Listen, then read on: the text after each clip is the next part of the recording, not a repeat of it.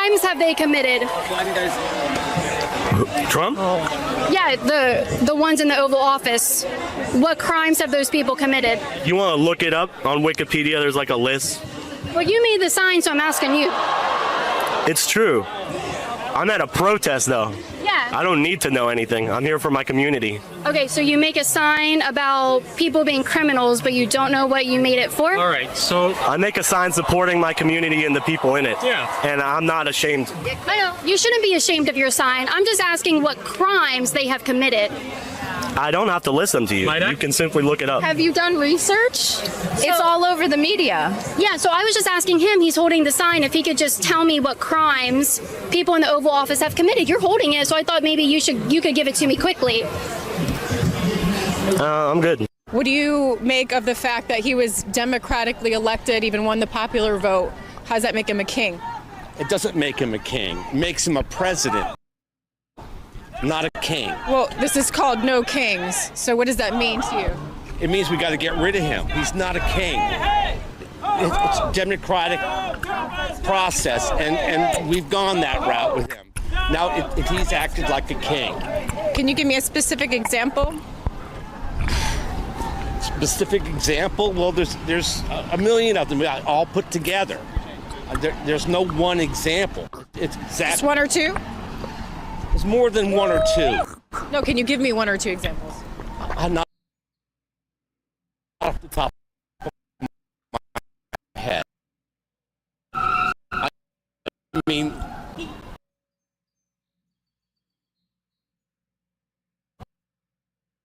I can, I guess.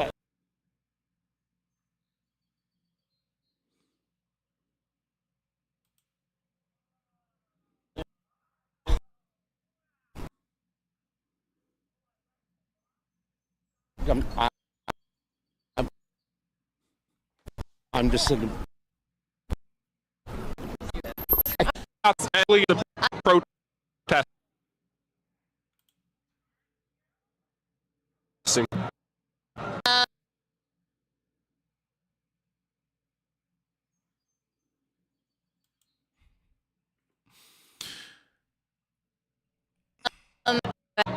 Main reason you're at. Welcome back, guys. Sorry, having some issues with my new used computer.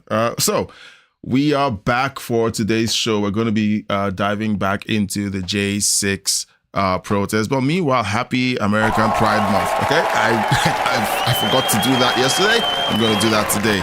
So July is American Pride Month. We have decided to declare it American Pride Month, and we're going to be celebrating the United States for the entire month of July.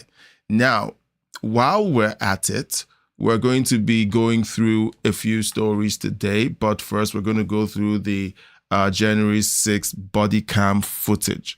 Okay, January 6, 2021, we were told that there was an insurrection. And the Democrats held back these videos until just last week. So we're going to be watching these videos to find out if there really was an insurrection.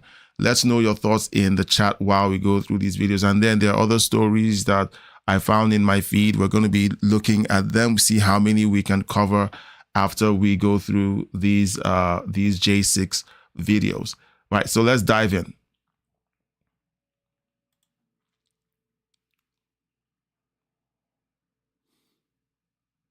All right, so usually the videos open up muted.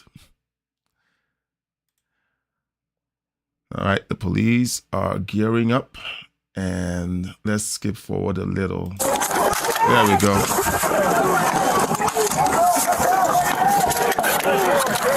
I'm going to back up because I'm wondering how we got here. Okay. All right.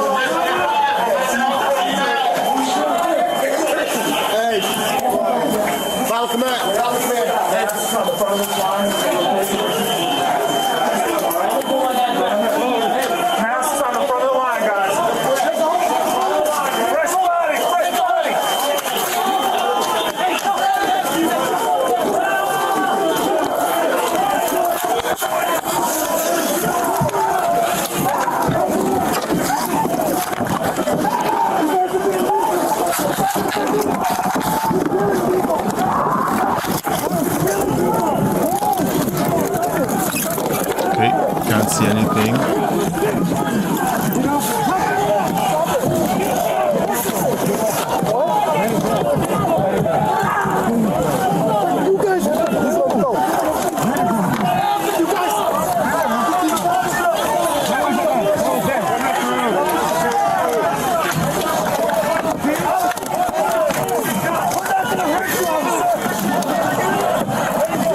Screaming, "We're not going to hurt you, officer." But the officers, man.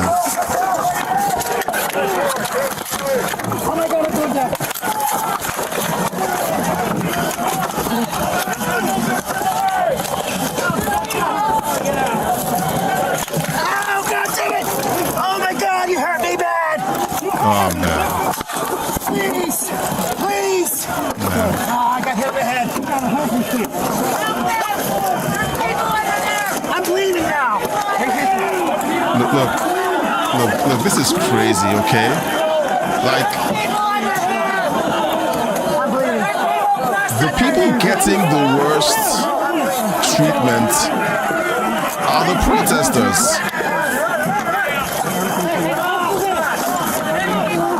Okay? Do you remember when they told us that these people were violent thugs who attacked the police? And we're watching what they're doing to the protesters. Jeez.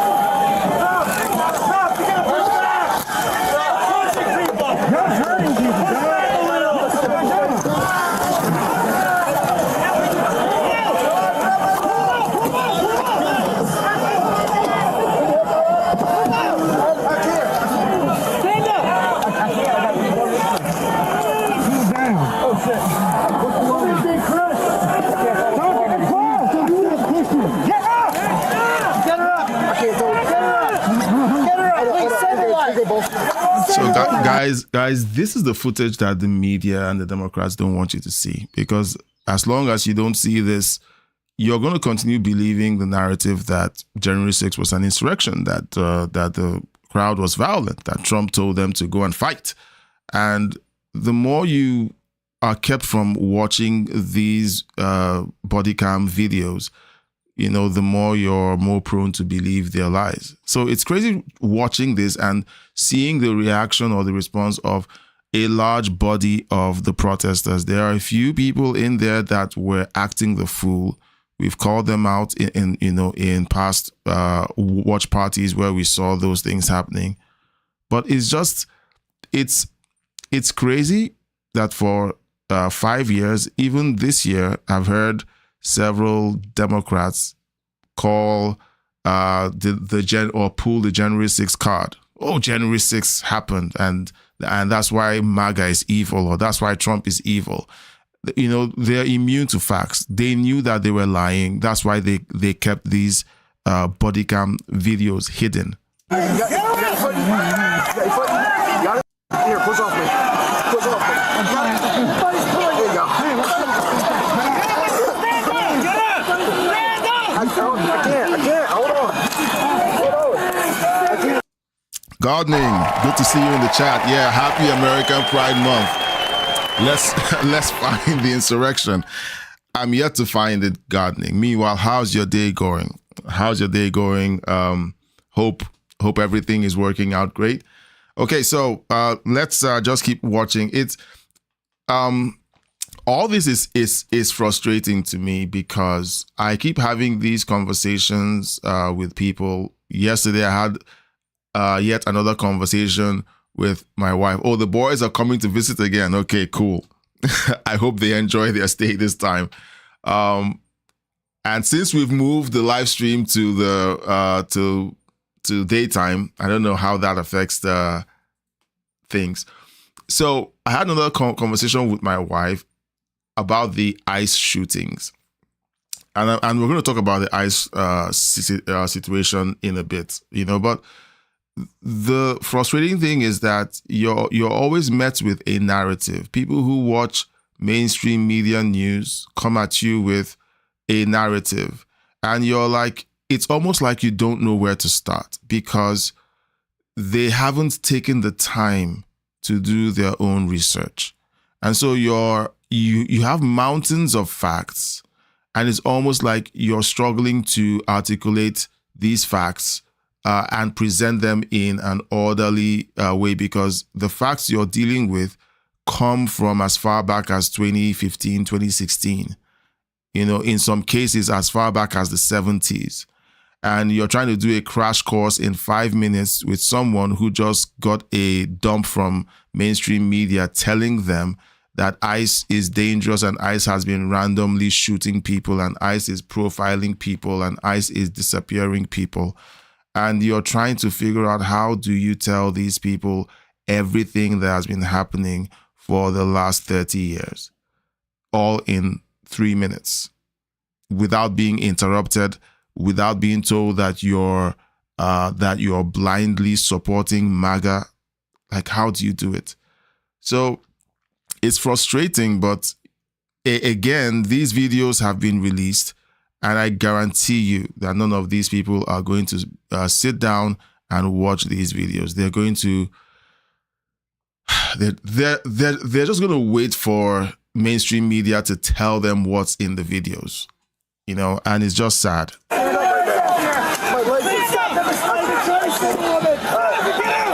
Like, that's a protester pushed down, almost trampled by the police and other protesters,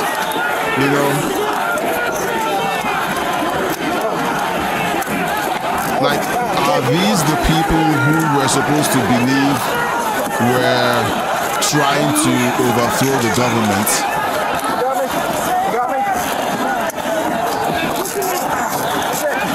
I think he's injured.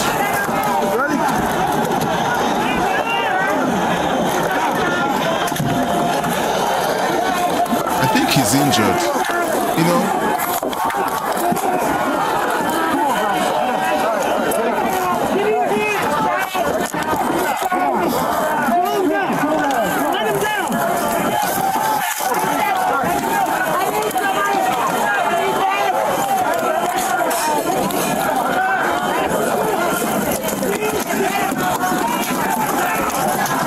This is insane. This is insane.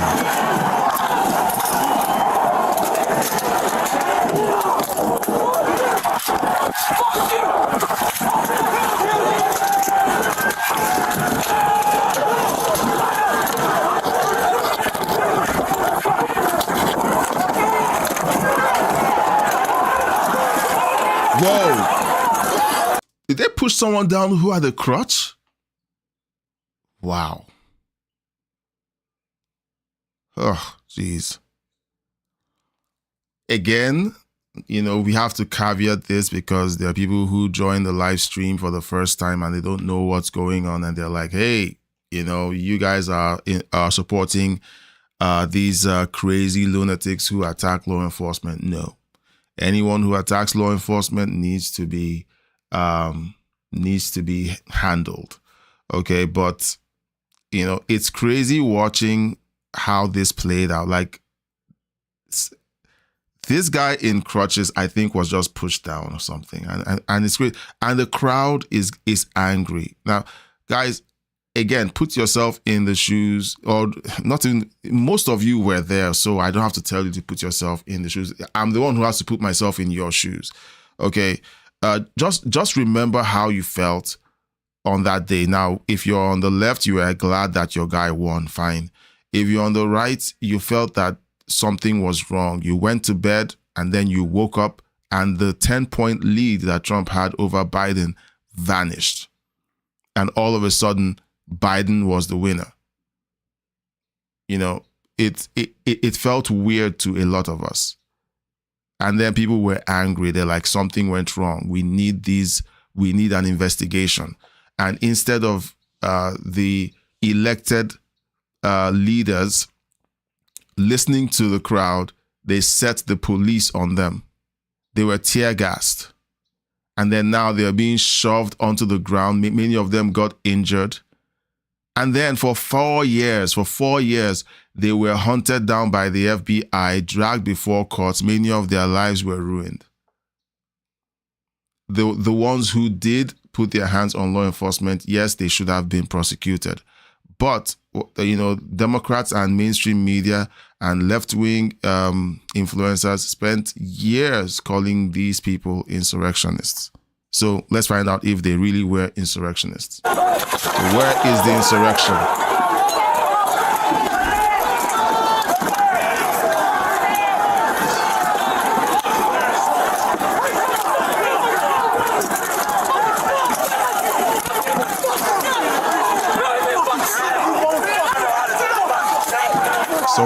Someone is on the ground in crutches.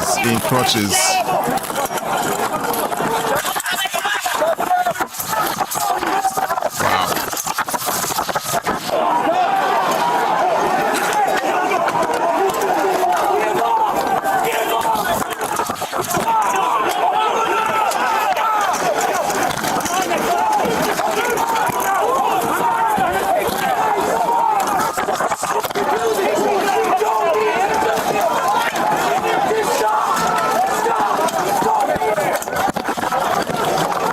Let's see if we can skip forward.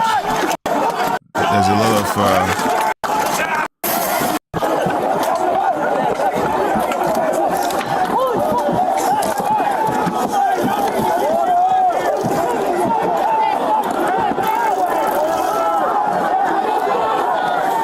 so it looks like this guy dropped his body cam.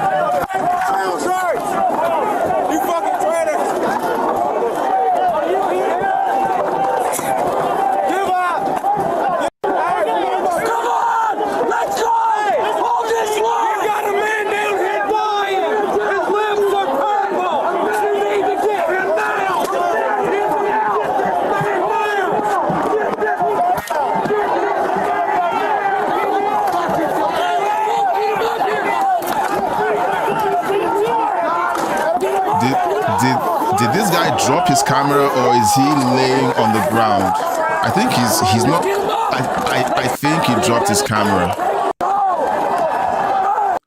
What do you think?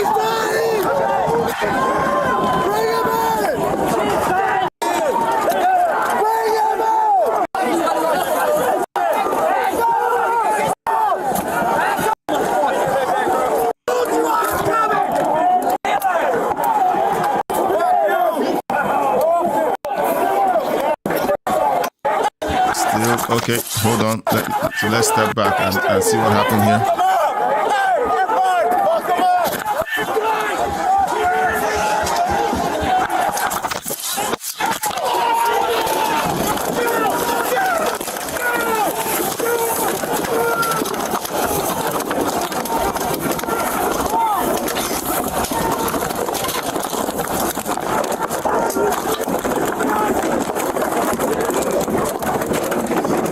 All right, so have we just found an insurrection or the insurrection?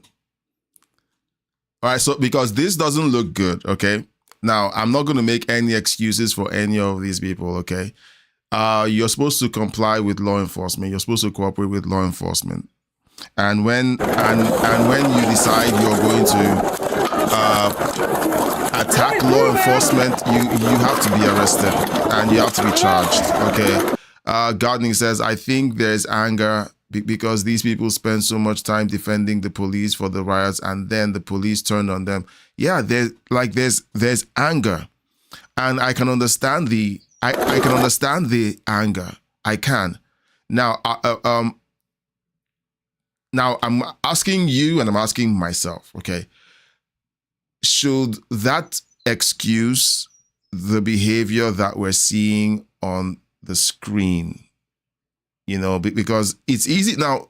It's easy for us to sit here after the fact and look at this and say, okay, knowing what happened for 4 years after this incident, it was a bad idea. Okay, just knowing what happened. Gardning says they started spraying them, etc. And I'm not saying the Antifa types stirring it, and I'm not saying the Antifa types stirring it up. You had people screaming about feds or Antifa, and that was also true. All of that was true.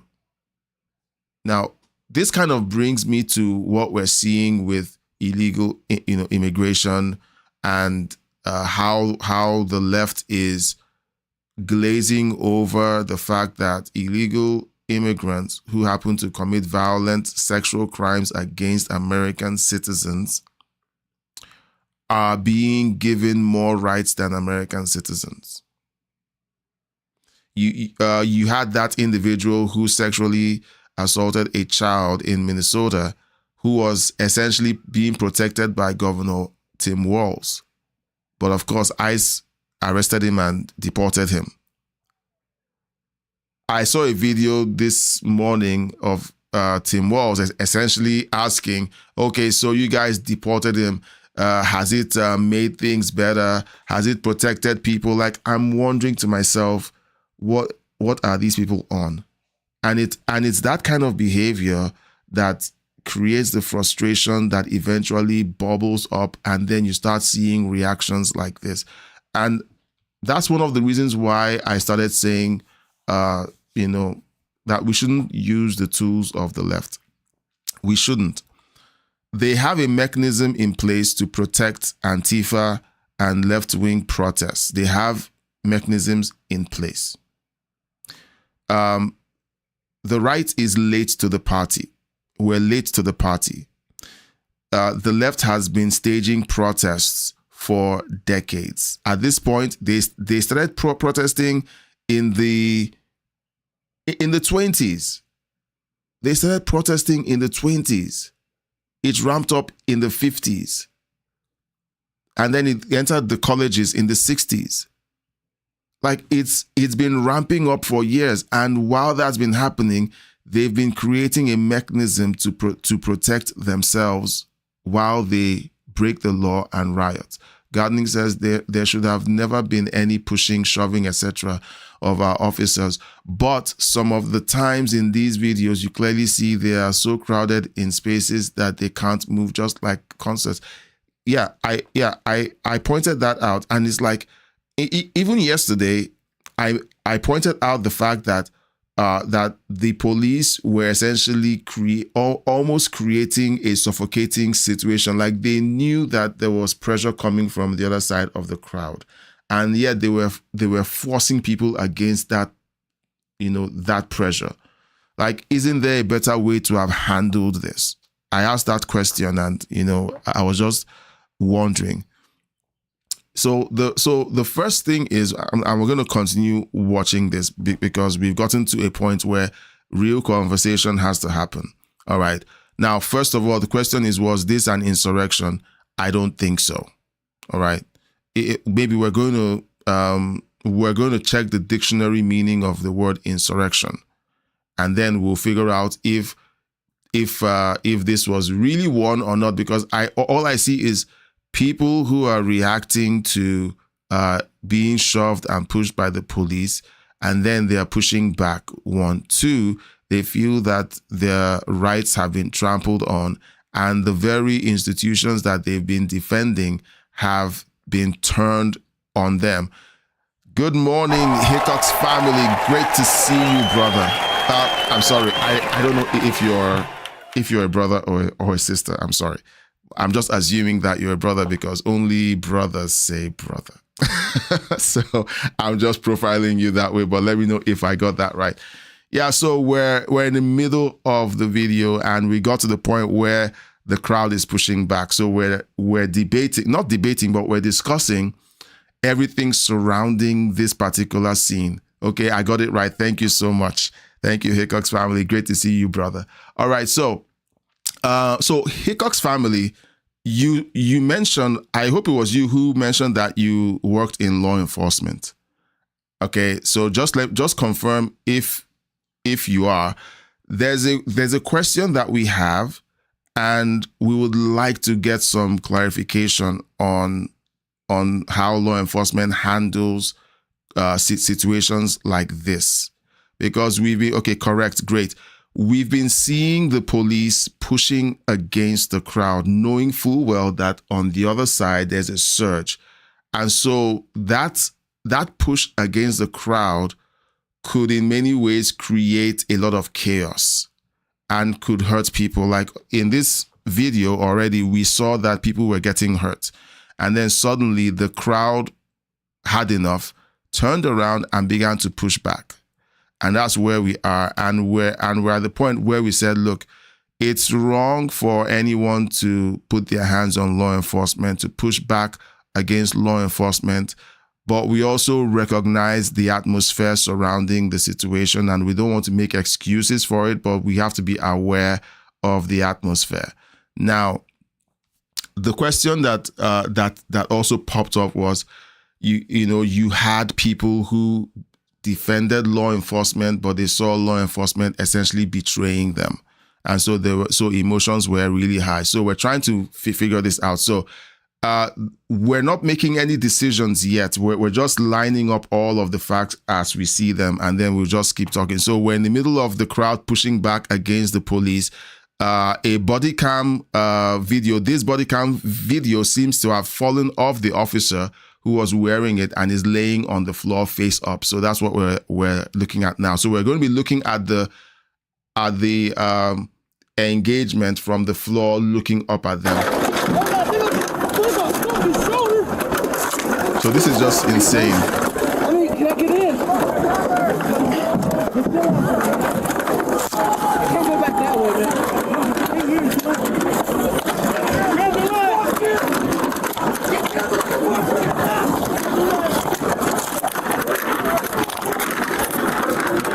So we're very clear on the fact that this is a no-no, okay? This is a no-no.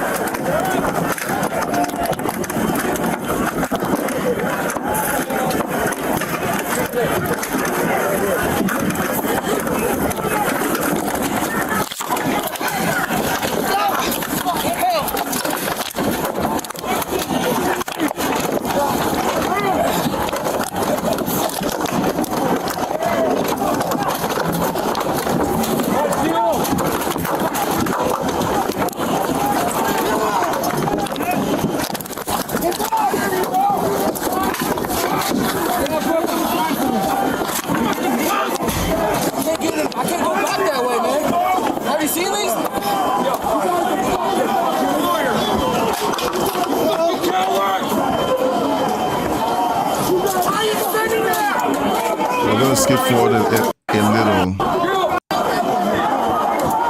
Okay, but sorry, I don't know if I framed my question properly. Okay, there's so much going on in my head, but Hickox family,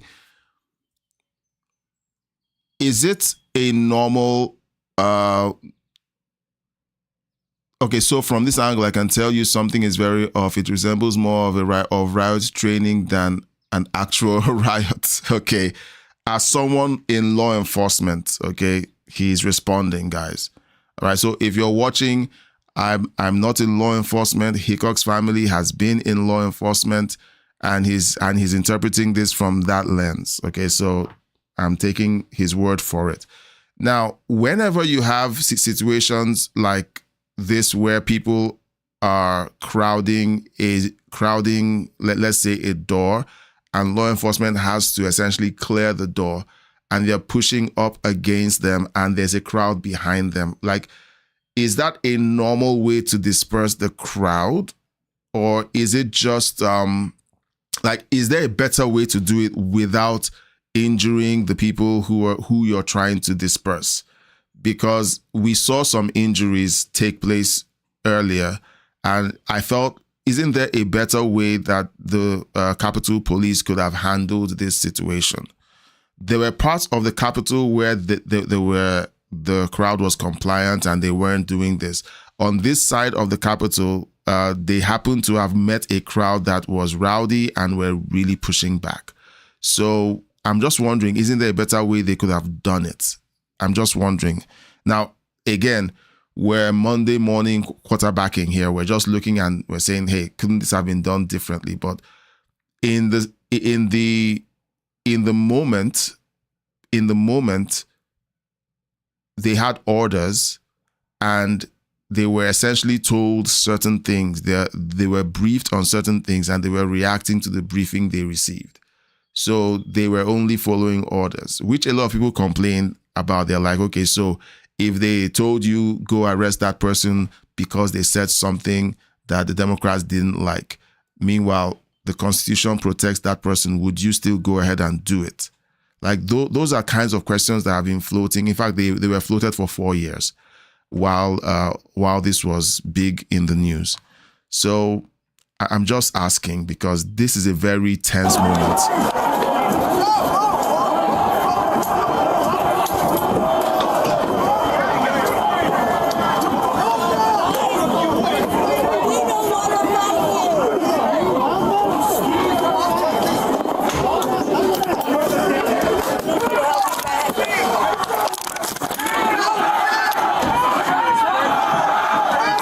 Okay, good.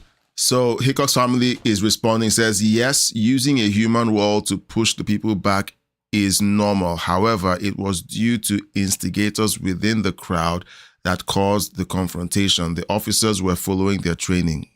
Good. So look, I'm so glad you're in the chat. Thank you so much, Hickok's family, because sometimes being an immigrant and not even being in law enforcement, you can make speculations, and I don't like being wrong, but I love admitting when I'm wrong, even though it's uncomfortable, especially with my wife. It's hard to admit when I'm wrong with my wife, but I want to know that I'm saying the right things because this is very delicate. For 4 or 5 years, they've been shoving this narrative down our throats that there was an insurrection. We need to know what exactly happened. And we were told, don't worry about it. The J6 committee, has solved the mystery. There was an insurrection. Jail all these people, and then they decide to pardon themselves on Biden's way out. Nothing suspicious there.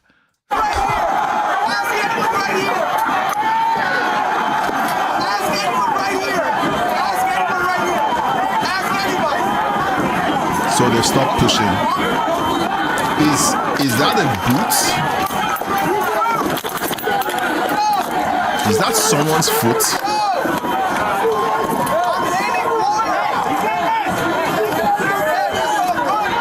Okay, so now they've calmed down. They've calmed down. A few of the people in there,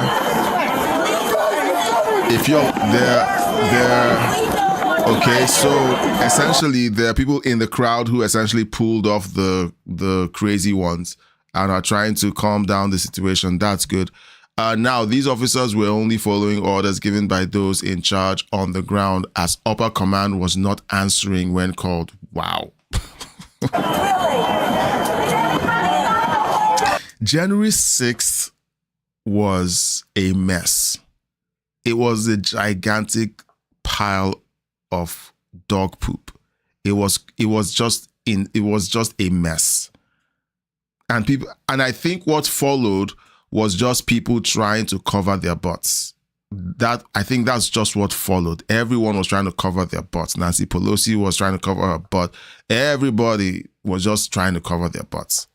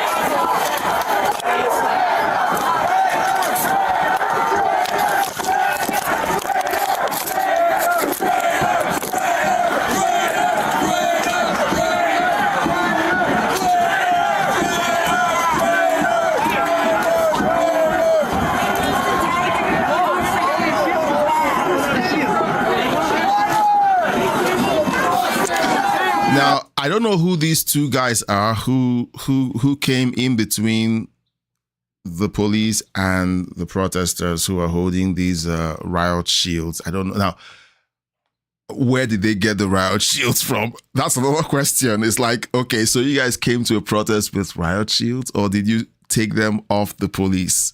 Because there are a bunch of them holding these riot shields. But I digress.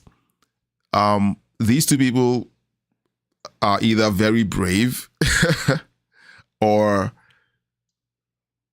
I don't know, but it's just my conspiracy brain talking. But they're really brave to have stood in between them and are trying to calm things down. And that's all I'm going to say about that.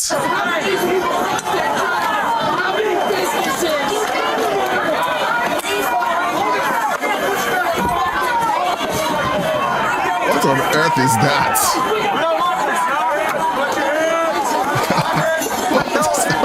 What is that? Is that?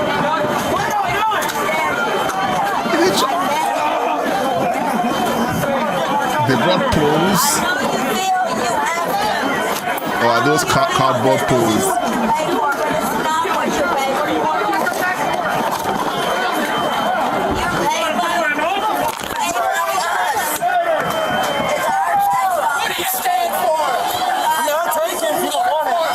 So I guess he's handing that back to the police.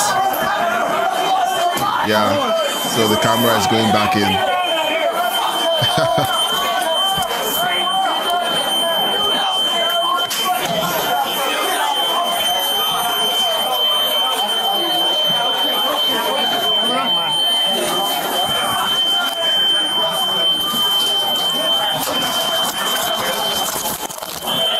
All right, so that's basically so we're gonna find another video. So this was a crazy day. This was a crazy day. Let me move to the left. This was 5:35. How many minutes is this? This is a short video. No encounters here. You know, this was a crazy day, and a lot of lies have been told. I'm scrubbing through. There's no encounter here. You know, so you have videos like this. Okay, so when the Democrats take the actions of 1%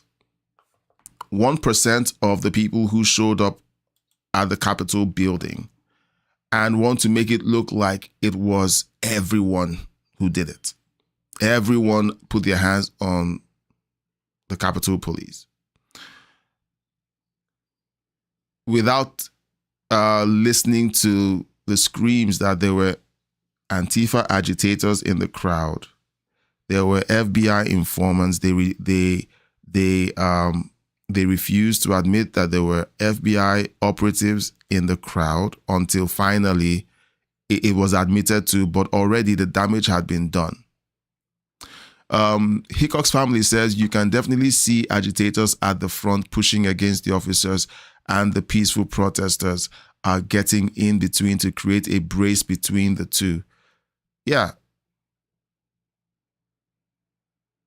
The thing that radicalized a lot of people was maybe seeing how the January 6th protest was handled and how the left overreacted by arresting people who simply showed up at the Capitol. There were people who showed up. I think I heard they showed up after the protesters had been cleared, and they walked through the rotunda, and yet they were visited by the FBI. And I think they were even charged. Okay.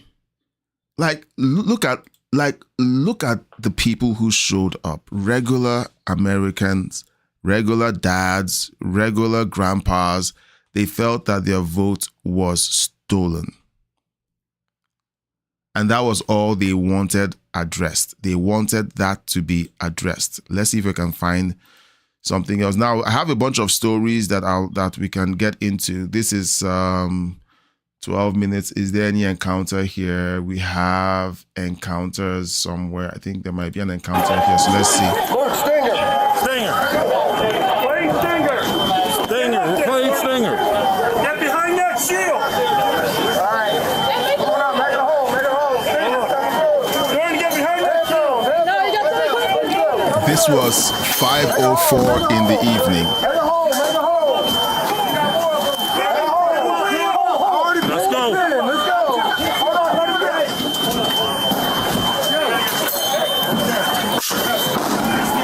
All right, now push through. Push through. After you throw, push. After we throw, push. After we throw, push. Push. Throw again. Throw. You got more throw. I'm about to throw one more. Get these motherfuckers throw. Okay. Throw. Flashbangs. Wow. Push. Throw it. Get out. More.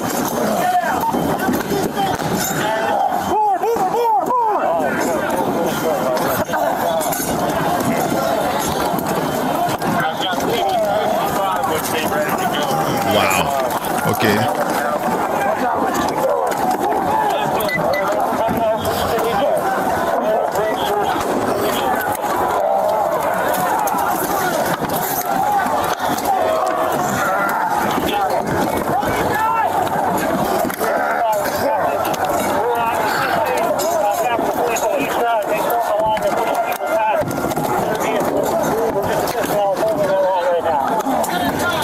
For clarification, Hickox family is giving us an education that we all desperately need. Thank you, Hickox family. You're an amazing addition to the team. For clarification, a stinger is a flashbang with rubber balls that go in every direction. Wow. Okay, that must hurt. Okay. Oops. I did it twice. Okay. Wow, this is crazy.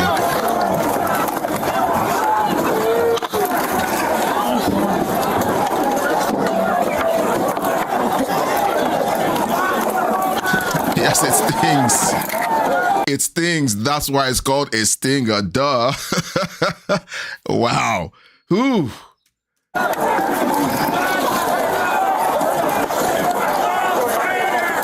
Do you know what? Okay. While January 6th was a mess, a huge, gigantic mess, okay, it's a teaching moment. It's a teaching moment all around, okay, for everyone involved and those who are watching. For starters, again, don't use the tools of the left, because the left have essentially created a scenario where if anyone on the right tries to use those tools, it's going to backfire, because they have essentially created protections for themselves, but they've weaponized the system against the right whenever they use protests. For example, the left routinely protests pro-life clinics. But if a pro-lifer goes to protest an abortion clinic, they arrest them and throw them in jail. The same mechanism, okay, but the reaction by the state is wildly different. So how do we counter this kind of insanity? Because it's insane that two groups can do the same thing but get totally different reactions from the state. How do you react to this? You react by getting out there and voting, not just during presidential elections, but everything from dog walker all the way up to the presidency. You have to get out there and vote. The left has been great at organizing and essentially figuring out ways of activating their base, right? They keep their base activated and they get out there to vote. That's why mail-in ballots for them, it was a godsend, because it made it easier for them to just wrangle votes and also to cheat.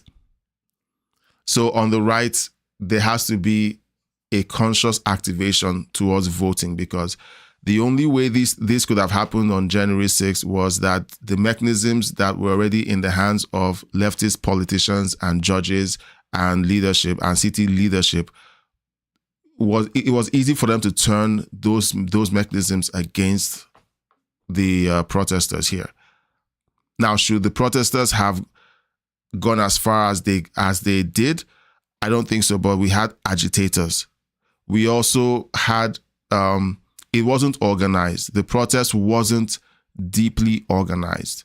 No one expected that there will be infiltrations by Antifa. No one expected, because Antifa, look, all you need is a group of people to say, we're going to go in there and make these guys look like the bad guys. And then we're going to let law enforcement do their thing. Now, answer me something in the chat. Do you think that there was a coordination or a collaboration between Antifa and the FBI? Okay. Hickox family says, just to add this in, Democrats don't want the SAVE Act. I'm sorry, I need to scroll back up. Democrats don't want the SAVE Act. Saying married women won't be able to vote. They are hoping nobody reads the whole bill. In the second half, it discredits their talking points. No, yeah, most Democrat voters are low information voters. They get their marching orders from TDSBC, CNN, NPR. That's where they get all their marching orders from. They are too busy to care. Then there are the true believers, the radicals. The radicals understand what's going on in the media. They understand the lies that are being told, and they don't care. All they want to do is win. They're in it just for the power. So what I'm hoping that we're able to do with the content on these channels is to provide, let me use the word, the awareness or the education, so that if anyone who is left-leaning comes in here and sees it, they can't say they haven't seen it. All right, they've seen it. They can choose to say that that we're propagandized. Maybe I'm going to pull up a comment by someone on the left, or I'm just going to read it from my phone. I'm going to read it from my phone. Okay. I saw this comment on one of our live streams, and I'm just going to read it. I don't want to pull it up on the screen. So here's a comment, okay, on one of the live streams. It says, "Thanks for the insight into MAGA's effed up reality." And this is after seeing all of the videos, because I always like to show video evidence of what I'm saying.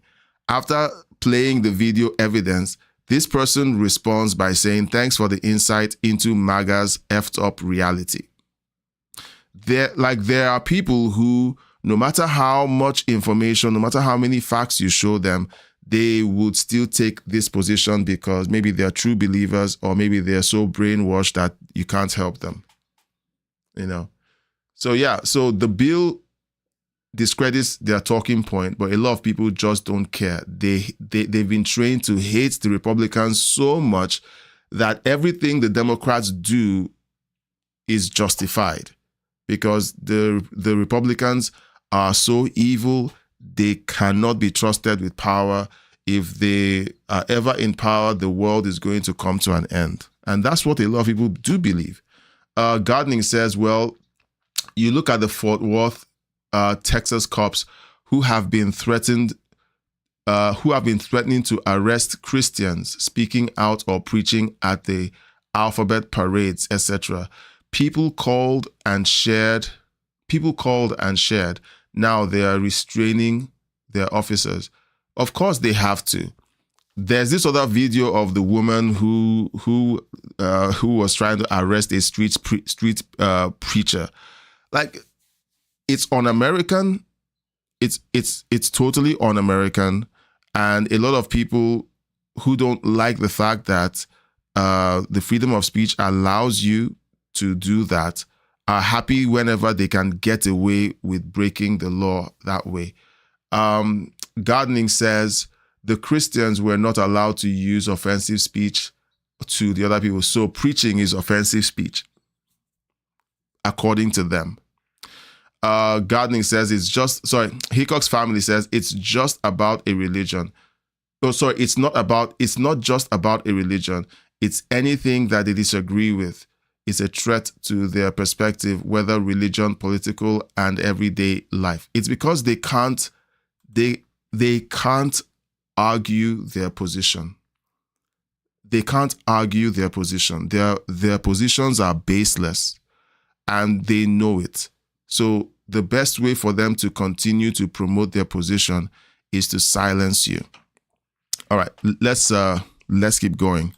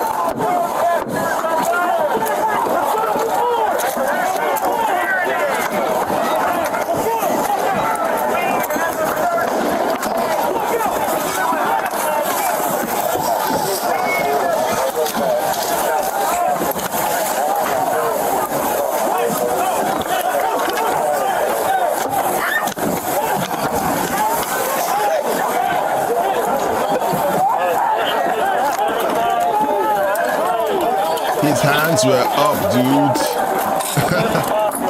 His hands were up. Oh, man.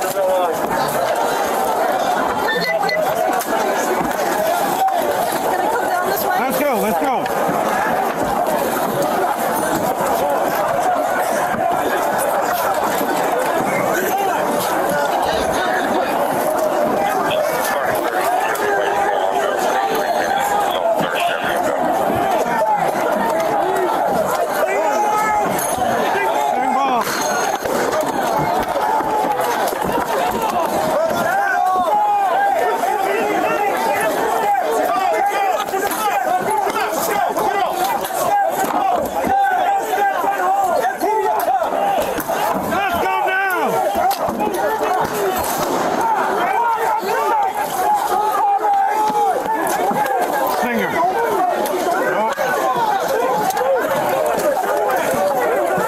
Why is he resisting?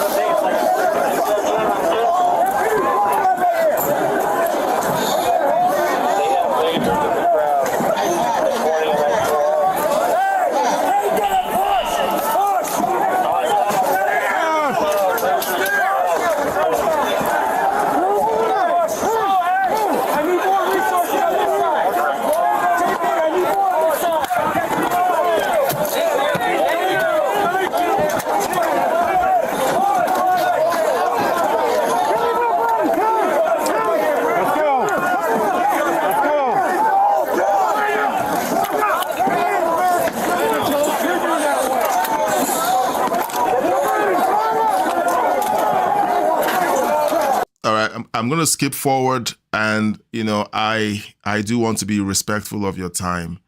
I want to be respectful of your time, so we're going to skip forward. We are looking for encounters with the protesters. Of course, they're throwing the stingers. I learned a new word today from Hickok's family. Stingers. Stinger. Okay. No. Hickok's family said. I was about to say stingers said. Hickok's family says it's a hive mind mentality. Either you agree with them or you're a threat. Why can't the left see that this is a problem? Is either they can't see it or they don't want to see it because whatever it takes to win is justified. I think that's what we're seeing on the left. They tolerate it because it's letting them win.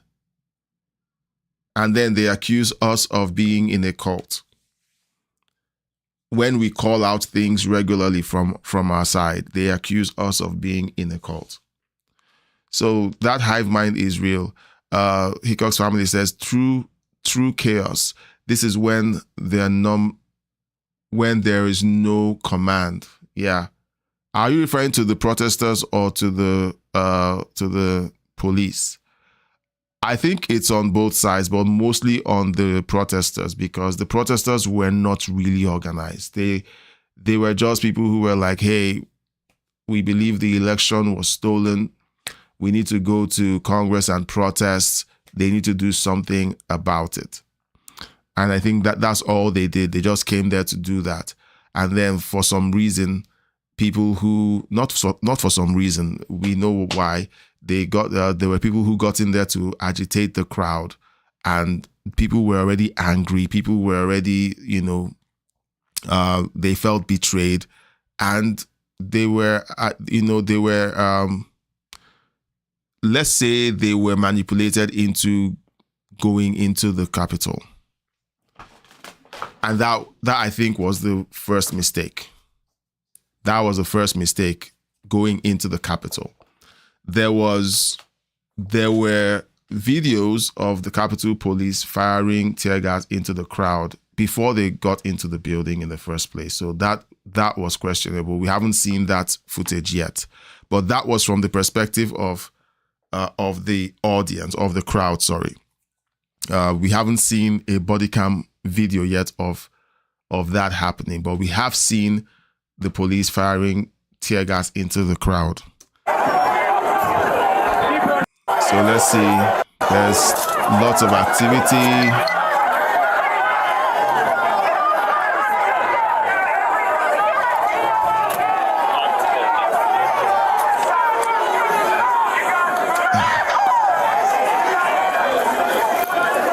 To the officers, I guess that's what you're trying to say. To the officers, it looked more like a disturbed ant mound. Yeah, it looks that way here too.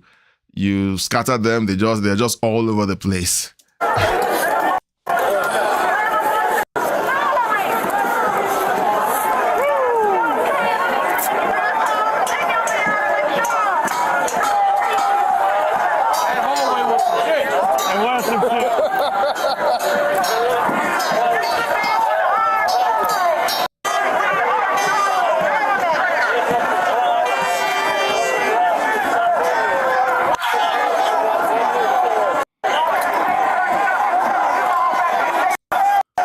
Let's move forward a little.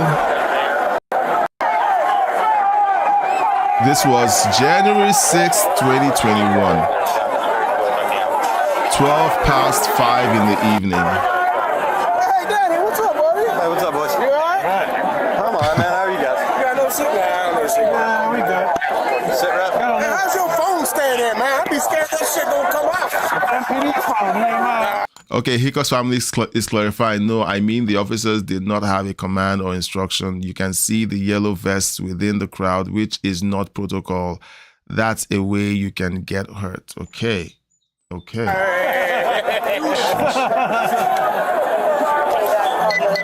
Well, these people look terrified. They look terrified. They look like they're scared for their lives. It's in there. How is it out there? I'm singing. Yeah, it's all right. Guys, well, no, irrespective of what we've just seen with the Capitol Police, these guys were doing their job. They were following orders. We may not agree with the orders. They were following orders. And in my eyes, they are still heroes. The crowd felt hurt and betrayed because the Capitol Police were ordered by the higher-ups to turn them away. They reacted, pushed back, and then they got treated like rioters. Meanwhile, they were law enforcement was seen for months cuddling the rioters during the Summer of Love. That felt like a betrayal. I don't know if if there were riots in Washington, D.C. during the Summer of Love. I do recall that there was a firebombing of one of the churches near the White House. I'm not sure if there was an all-out riot like we saw in Minneapolis and other blue cities. But here, I just want to establish that I still believe that the members of law enforcement are generally heroic people. You do have bad eggs in every group, but when you have people who put themselves in harm's way in between the threat and the innocent, you just have to consider them as heroes. So yeah, I mean, they don't look like they felt that their lives were threatened. They just did a job. The job was going well, and the law-abiding right-wing protesters dispersed. Okay, they dispersed. So let me know. Do you think this was an insurrection? I think I said we were going to check the dictionary meaning of an insurrection, and we'll just take a look at that before we pivot over to the next set of stories. So I have a bunch of stories that I picked up in my feed. I want us to look at it. We have the Nick Shirley hearings on Capitol Hill. We have a statement by Senator John Kennedy about the shenanigans on Capitol Hill with questioning people about whether the elections were legitimate or not. We're going to look at that and a couple of other stories. Hope we can get through most of them before we're out of time. And then we'll just see how much we can do. When we came out that door, I was like, fuck me. I didn't have a mask on. Me either. I didn't have no mask. We both put our masks on at the same time. You have 350 FBI agents there ready to deploy. They don't look like they are afraid for their lives. Okay, so this is the end. We're at the end of this video. Okay, so Hickok's family says the Capitol Police were put into a dire situation without significant backup. There were alerts of aggressors going to infiltrate the crowd, and it was ignored, and more security was denied. And no one on the left asks why. They don't. They just blindly believe what they've been told by TDSBC. It was an insurrection. Trump was behind it. BBC doctored that speech to make it sound like he egged them on to have the insurrection. CNN repeated it during the town hall conversation that Trump had on their station, and he pulled out the receipts. Hey, I told them to go out and protest peacefully. These are the receipts. They didn't want to listen because they wanted to spin a narrative. Let me see. Let's see. So let's pivot. So there's 1,627 of these videos. So we're going to be peppering them into the live streams. I like to open up with them because for a lot of us, January 6th was a flashpoint. It was the point where we were radicalized, to basically recognize that things weren't the same. Like the world had essentially changed, and maybe we weren't paying attention when it changed, but a lot of us woke up to the fact that it had changed. So, so let's pivot over to a couple of these stories that I want to look at. So connected to the January 6th riot was the question of the 2020 election. And Senator John Kennedy is on CNN, and they're trying to grill him about the answers that are given. Hold on. You should stream Trump's speech that is scheduled for later on today. Yes, I will stream that speech. That is the one where he's supposed to be announcing. When is the speech supposed to be? I think it's meant to be. Hold on. I usually get these notifications on my calendar. Hold on. I usually get these on my calendar. want to be sure I have it.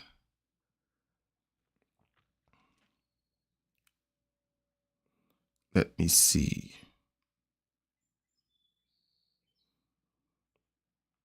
Calendar today.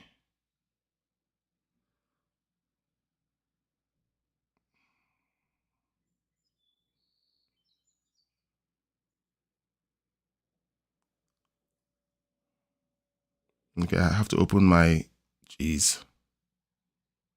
Google Calendar. Sorry, I went to the wrong calendar. All right, so let's see.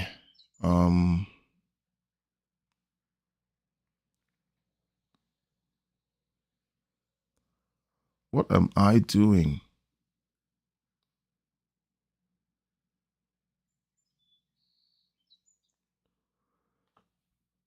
This usually shows up on my calendar, White House briefings.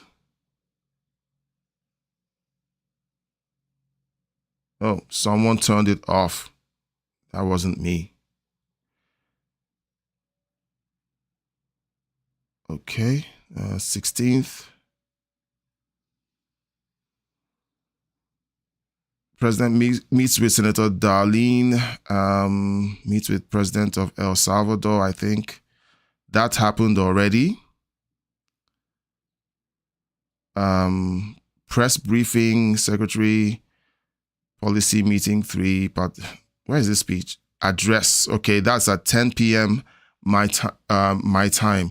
Yes, I will be streaming it. I have to set a reminder. I will be streaming it, so we can watch it together. So, yeah, we're going to be watching it together. It's at 9 p.m. Eastern.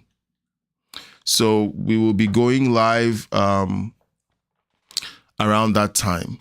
Okay. Let's see. I don't know if you've heard, but Democrats are trying to tell mainstream media not to air his speech. The party of freedom of speech, guys. Yeah. Give it up to the Democrat Party. They never fail to rip off that mask. Okay. And sadly, a lot of people are so brainwashed. They're so brainwashed that they can't see what's happening right in front of them, or they don't want to see it. Okay. I remember when Trump was campaigning, and they would routinely cut off his speeches, or they would hide the phone number where people are supposed to be sending in their donations through. Like, sadly, a lot of conservatives have forgotten all of that. Gardening says, yes, I want to watch it. When you have them trying to prevent you from hearing it, then definitely you need to hear it. So we're going to I'm going to schedule a live stream for tonight. Now, guys, while I've got you here, okay, here's what usually happens after every live stream. I usually schedule the next one. And one of the ways you can help out the channel is by looking out for those scheduled live streams and hitting the notify button so that it signals YouTube that there's people waiting for that live stream. Somehow, YouTube sees this as valuable, so it spreads the word to everyone else who looks just like you when it comes to the kind of content you follow, and tells them, hey, there's this thing going on. Do you want to show up for that? So I'm going to be setting up that live stream right after we end this one. So please look out for it and hit the notify button. I would love for all of us to watch this together. I'm going to look for the best feed for it, and then we will be live at 15 minutes to 9 Eastern. I'm going to come on early. We're going to have some time just talking about the happenings of the day, and then we'll join the speech. Usually those speeches, sometimes they start late, but we'll see what happens. So yeah, we'll hang out and listen to it. There are rumors that he has an announcement to make about the 2020 elections. So I hope it is as explosive as people are making it out to be. President Trump does have a way of selling things. He has a way of making things appear to be big. He's a salesman. Okay, that's how he made his billions. He knows how to sell things. But I hope that there's some real substance to this announcement. I hope that it ends in indictments that go somewhere. I've been very frustrated by the indictments that have happened, in the last year. Some of them haven't gone anywhere. They've essentially just been for show. And most of it was under Pam Bondi. So I hope that under Todd Blanche, we see some teeth to this. We see actual consequences. We see actual cases that can withstand scrutiny. I don't want us to have indictments for the sake of indictments. I want us to have real consequences for real crimes that were committed. Yeah, so that's what I'm really looking forward to. So let's listen to this video exchange by Senator John Kennedy on CNN. He did not want to straight say that President Biden won the 2020 election. Why not? Well, I don't know, but there's this little game. If you followed all the committees, it happens every time we have a nominee in judiciary, where the Democrats try to get a nominee by the president to say that the president actually won the election and President Biden didn't. I mentioned this a couple of streams back. I called this out. I said they continue to talk about this. If the 2020 elections was such an open and shut case, why do they keep circling back to trying to get Trump appointees to say that the 2020 elections were not stolen? And they want the nominee to use the magic words that Trump lost the election. And the nominees, understandably, in my opinion, don't want to play that game. I haven't. But how is it a game? I mean, it's just what happened. No, it is a game, Casey. If you look at it's a game of words by my Democratic colleagues. And I have not heard one single nominee by the president say that Donald Trump won the election and Joe Biden lost. But the Democrats don't like the words they use, so they play these games. And I do think it is a game. I do not know a single nominee by the president that I personally believe thinks that Joe Biden was not the president.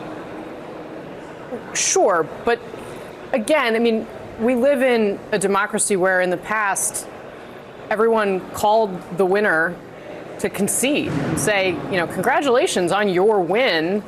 It was a tough loss for me. What does it say about where we are that, you think that this is a game of words? I mean, when did this get so hard? Well, look, I'm biased, but I think the Democrats... Sorry, why is she pretending that she didn't see when Al Gore essentially sued the state of Florida when it appeared that the state of Florida had been rigged in favor of George Bush? Okay, they make it sound like no one in the history of the United States has ever questioned the results of an election, and no one ever delayed conceding an election. And most of the time, from memory, I might be wrong, let me know in the chat, it's mostly people from their side who question election results. Al Gore questioned the election results. Okay, Hillary Clinton questioned election results in 2016. It wasn't being an election denier then. It was totally fine. There were questions about the election. They were fine about that. So, CNN is just crazy like that. Gardening says this is one of those times I have to watch what I say or I will have to block myself. They know what they're doing. Crazy media, yeah. Hickox family says, does that mean Hillary Clinton is an election denier? Yes. If we're going by what they term as an election denier, yes. Democrats have made it hard. I don't think there's any doubt about the fact that Joe Biden was the president. And I haven't heard a single nominee by President Trump say Donald Trump won the election, Joe Biden didn't. But the Democrats want them to use the magic words so they can then go spin the press, most of which will suck it up like a Hoover Deluxe, that this guy called Donald Trump a I love John Kennedy. I love this liar, guy. and he's Donald Trump's nominee. That it is a game that's being played.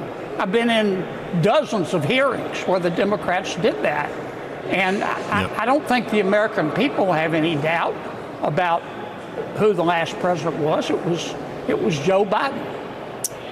Is that not more about President Trump and the way he would react to a nominee saying this than it is about the Democrats? No, I think President Trump thinks he won the election, and I think he was cheated. And So what she's just said is, so if the nominee decides that they're going to say, okay, the elections went well and President Trump lost, doesn't that make President Trump look like an evil dictator because he hates it that somebody that he's endorsing isn't siding with his position that the 2020 election was stolen? Doesn't that make President Trump look like an evil dictator? Like, what is their problem? Like, what is? I watch these guys, and gardening, it makes my blood boil too. The hypocrisy and the partisan media practices that they engage in is so blatant, and it's almost like they don't care. They're like, yeah, it doesn't matter if this guy is pigeonholed into saying something that Trump doesn't like. We want to see Trump crash out. And if the people don't want to say something that will upset Trump, well, doesn't that mean that Trump is a bad person because he'll get upset?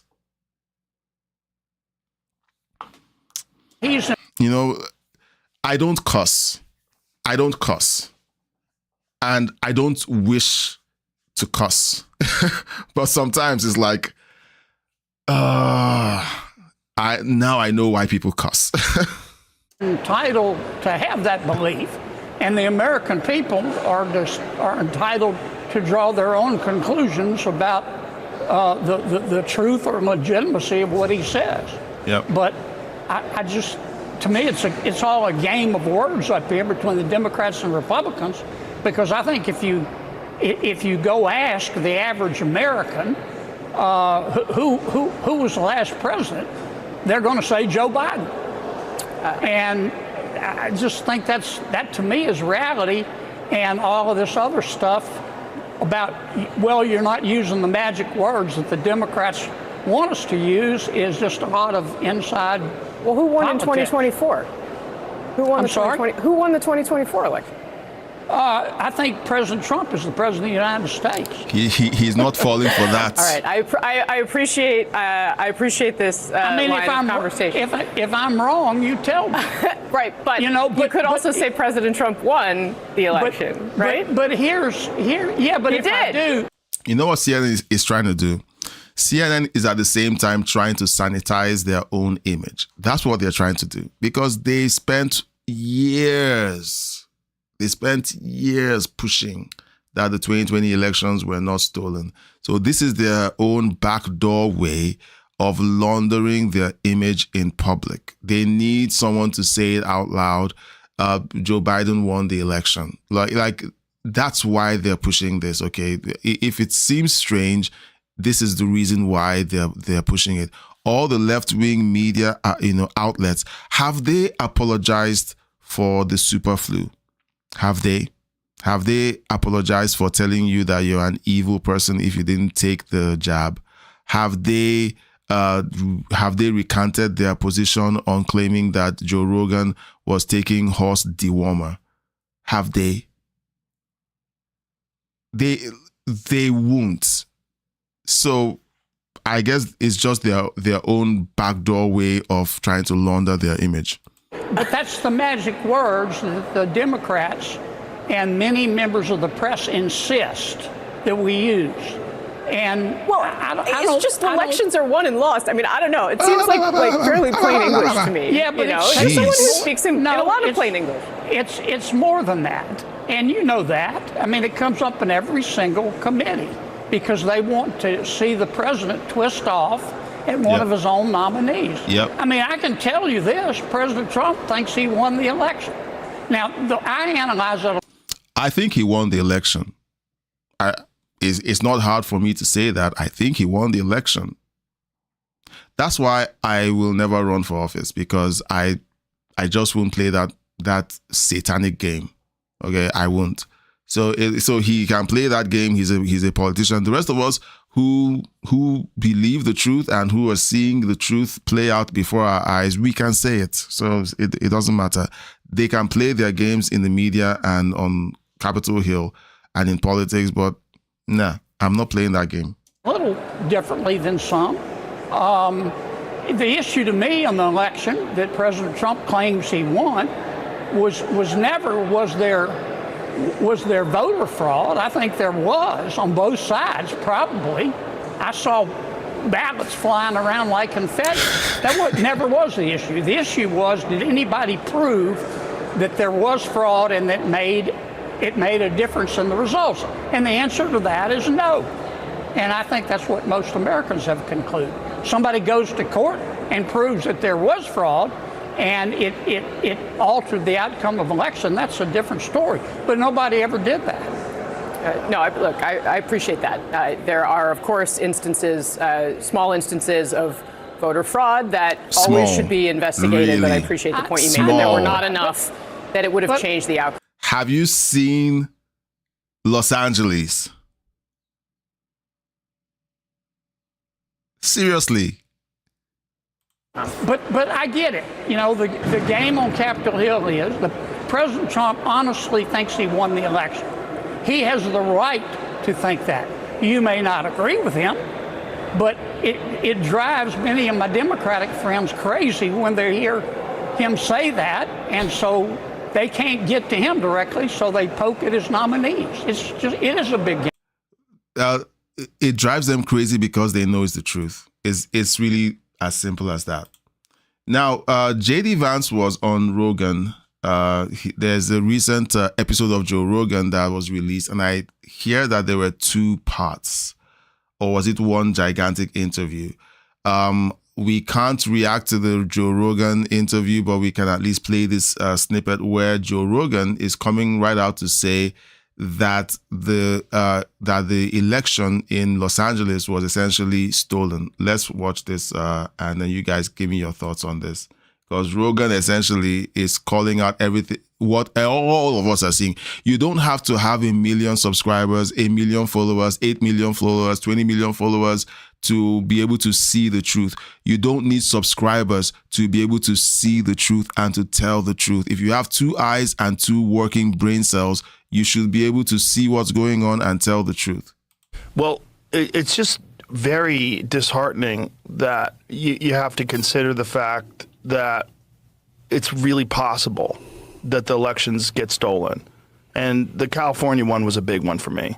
And why not just have mail-in, or why not just have voter ID? Yeah. You actually that's saw, insane. Not only did they not have voter ID, Yeah. you can't show your ID. You're not allowed to show your ID. You can in fact be prosecuted if you try to force somebody to show their Which ID. Seems like you want people to cheat. Exactly. Yep. And this is from the same people that were saying you have to have an ID that shows you've been vaccinated just 4 years ago to go to a grocery restaurant. shopping or to go to a restaurant. Yeah, no, it's definitely, that's the part about it that I think makes most people of my political persuasion skeptical of what the Democrats are doing. Yeah. Like, if you don't want to cheat in the election, then just make everybody actually show an ID. Another thing people don't realize is, I didn't realize this until a couple years ago, the voter ID solves a lot of the mail-in ballot problem. Yep. Because if you have to show an ID in order to get a mail-in ballot, in order to actually, confirm that there's a real identification attached to that vote, that solves a big chunk of the problem too.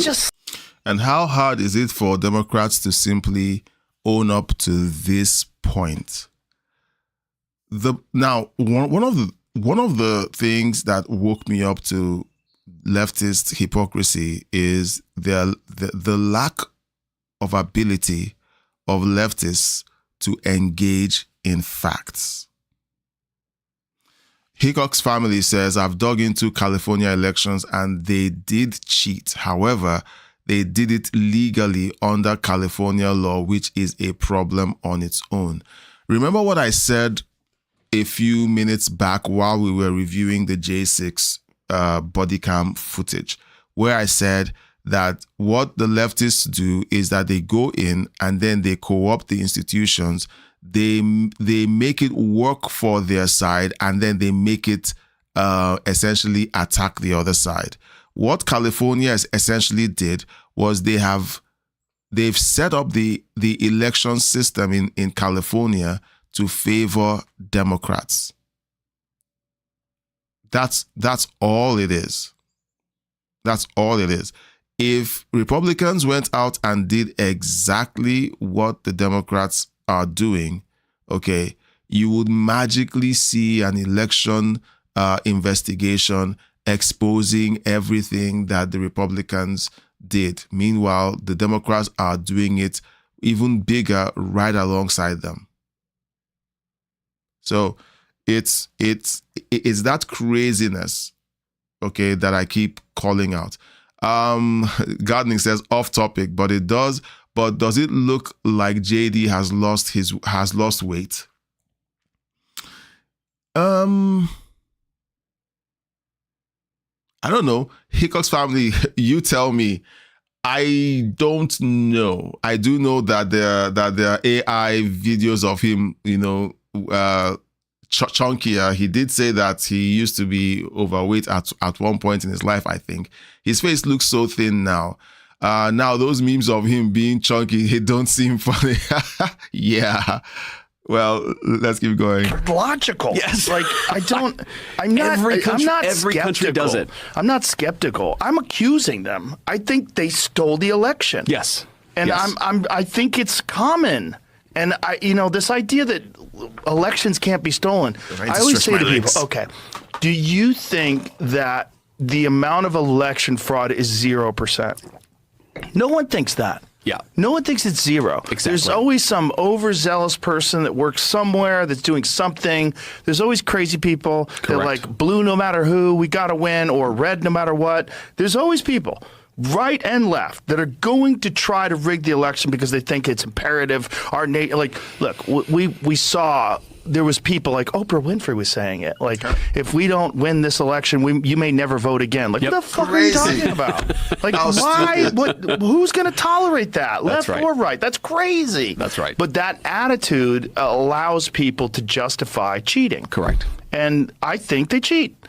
Well, if you tell a big enough lie long enough, people believe it. And so you have Oprah Winfrey, the person who many people let into their homes. Many of their daughters had her as their role models, telling them that if Trump won, their daughters would lose the right to vote. Their daughters would lose the right to health care, the right to murder your unborn kids in the womb. That's health care. And people believed her, and they still repeat it. You have the ladies of The View saying that Trump building the ballroom is a sign that he never wants to leave.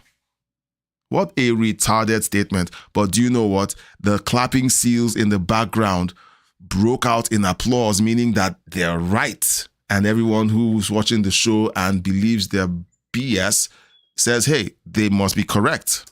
And I think they've been doing it forever. And I don't think there's any other reason why you would have no voter ID. And they try to say, oh, it's racist to have voter ID. Like, what are you talking about? Do you think other races are incapable of going to the DMV? That's offended. Insane. Yeah, that's racist. I'm offended. They think that because I am melanated, okay, that I don't know how to find a DMV. It's actually super racist. That's really Right, racist. the implication of their argument is literally like blacks and Hispanics cannot go to the DMV to get an ID. By the way, if you look at the polling, black Americans are as pro-voter ID. Even though most black Americans vote Democrat, they're still pro-voter ID as much as white Americans. Which proves that Democrats don't care what the black community thinks. Most White Americans are voter. So They this is a want crazy voter ID, thing. except Yeah. for operatives. So I'll offer on the Joe Rogan podcast this deal as vice president of these United States that if Democrats really don't think that there's any cheating, give us voter ID. Yeah. I just don't know Give us how voter it's ID, not. and we'll stop talking so Why much is that about not elections. a federal thing? We are trying to make it a federal thing. So we are right now trying to pass the Save America Act. One of its main provisions is a requirement that you do voter ID. And we actually have, I think, a majority of the Senate that would support it. But this is just weird Senate procedural bullshit. There is a subsegment of people who want voter ID. The Trump administration, Donald Trump changed language in U.S. politics. Okay. I know that there are accounts that Lyndon B. Johnson used to swear a lot. I know there are accounts of his crassness. But I think Donald Trump just made cussing as a sitting president and VP mainstream. But okay, that's the end of that video. So I'm sorry. I'm going to be standing up occasionally because I don't know, my chair. For some reason, I feel like my chair isn't working for me anymore. Like I'm sitting, I sit for long hours, and suddenly now it's like my feet, okay, are getting bothered by, I don't know whether it's the chair or just me sitting for a lengthy period. So I'm going to be standing up occasionally from now on because I'm getting really uncomfortable with it's distracting. So I just wanted to say that. Now, Kevin O'Leary talking about, hold on. Hickox family he said I was about to say the meme.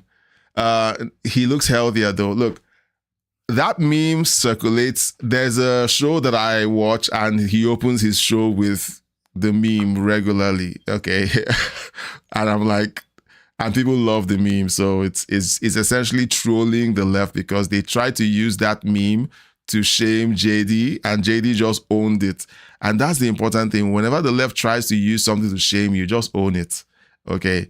Yeah, so people used to call me bootlicker in the comment section, so I owned it. I am the bootlicker in chief. It doesn't bother me.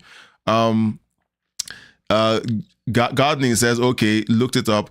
I haven't seen him much over the last few months. He has lost about 30 pounds by a healthier lifestyle. Okay, that's good. That's good. We need our presidents and vice presidents to be healthy. Hickox family says, well, you have to understand that Trump was never a politician, but a businessman, which is what I've been trying to tell people for years. Back in 2016, during the primaries and the run-up to the election, my dad came to Nigeria then to visit, and we were watching the debates on screen. That was during the primaries. I think, no, that was just before the elections were held. And he asked me a question. He said, who do you think is going to win?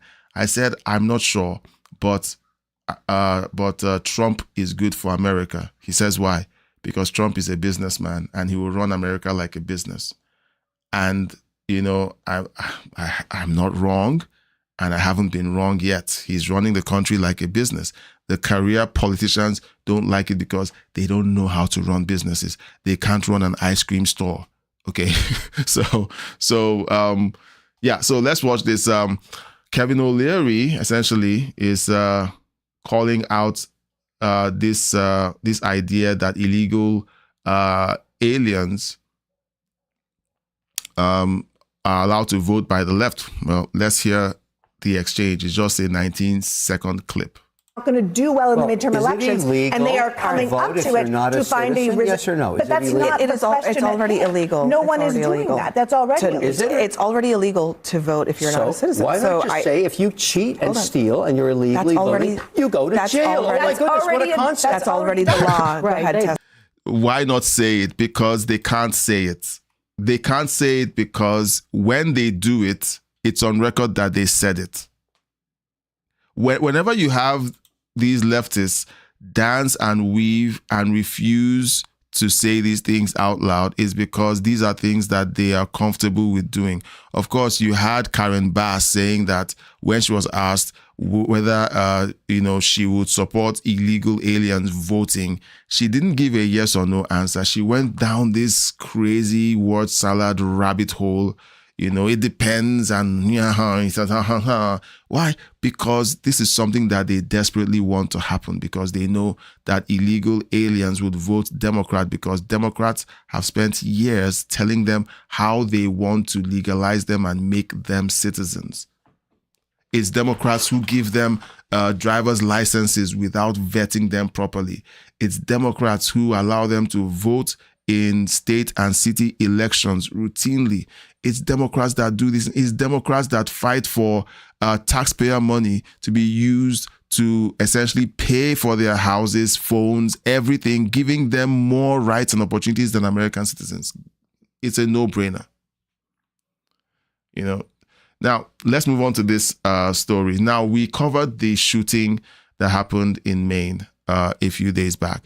And there were reactions. There were people who essentially, and we had that conversation. My wife and I had that conversation yesterday. I think I opened up with the show. I mentioned it earlier in the show, and temporarily, ICE was told to stop essentially checking vehicles, but now they've essentially resumed it. Now, President Trump has reinstated traffic stops, and this is a report from Fox News. Let's have a listen. Hi, good morning. So it was just 2 days ago that Border Czar Tom Homan shared that ICE was doing a temporary pause on vehicle stops. Homan indicated the decision was made by DHS Secretary Markwayne Mullin and the ICE director. Then the president came out with this Truth Social post saying, "We cannot give up one of ICE's most important and effective crime-fighting tools, the traffic stop. Once we do, we are playing right into the criminals' hands." He also addresses ICE officers saying, "Be judicious, fair, and smart, and go back and do your very important job." Does that sound like he's asking them to shoot people because of the color of their skin? Does that sound like he's asking them to be racist? Of course, the left isn't going to acknowledge that President Trump is asking them to do their job in a fair way. They're going to put words in his mouth. They're going to insinuate what he's thinking. They're going to say, oh, these results actually mean that ICE is actually racist. Meanwhile, they conveniently refuse to acknowledge the fact that threats against ICE have gone up 1,300%, that ICE agents routinely get doxxed, their families threatened, people threatened to kill their families and their kids. And this never happened under Obama, under Bush, or under Biden. Like, deductive reasoning, which most Democrat voters seem to have abandoned, should tell you that there's something wrong with that picture. Let's keep going. Mullin has not explicitly said the pause would be overturned, but he says this: President Trump and I are on the same page. We want our ICE officers to have all options available to keep them safe while executing our mission of deporting as many illegal alien criminals from our country as possible. The back and forth comes after 2 fatal ICE-involved shootings in less than a week. So the first guy on the left, okay, remember the guy in Houston? Mexican nationality, there illegally, driving a van, didn't stop when ICE told him to stop, got shot, got killed. They opened the van, a substance found in the van that kind of looks like meth. The guy in Bedford, Maine, Colombian national on a work visa, perhaps was told that ICE was snatching people off the street, disappearing people, saw ICE trying to stop his vehicle. Maybe he panicked. No one knows yet. The investigation is still ongoing. Refused to stop, and then he barrels his car towards an ICE officer, or we don't know the details yet. Doesn't cooperate with law enforcement, gets shot, killed, and oh my goodness, oh my, ICE is horrible. ICE is evil. These 2 cases are frustrating because one, they didn't have to happen that way. Two, we can see a through line from when Democrats began to make it okay to demonize and attack ICE. They made it okay. And so they created that permission structure that allows people to randomly step outside and oppose ICE or resist ICE, calling them the Gestapo and Nazis and so on. They made it legal. They made it legal for people to threaten the lives of their families. Let's keep going. Authorities in Maine have identified a 25-year-old man whom DHS says was not the target of their operation, but he tried to flee before an agent opened fire, calling it a threat to public safety. And in Texas, a federal search warrant says the Mexican national who was shot and killed by an agent was driving a van with 3 bags of what police say appears to be meth. And on Tuesday, a 28-year-old man was also hit and killed by a semi-truck in Florida after police say he tried to run away from immigration agents. Hooman is blaming Democrats, accusing them of stirring up fears about ICE. Look, I don't like what's going on with these violent activities and people getting killed. But now, saying but at that point is kind of saying, forget everything that I said. Let me just use the word however. However, let's also include cause and effect. Cause and effect. What is causing people to react this way? What is causing people to think they have the permission to disobey federal law enforcement? Of course, we have Democrats saying that ICE is illegal. They've been called the Gestapo. Democrats have said that ICE is disappearing people. So of course, people are going to treat them like criminals. So it's insane. But then again, this is the world that we live in. Now, Tom Homan here was being asked a question. Now, my wife, who happens to be calling me, just give me a second. I have to be a good husband. Just 1 second.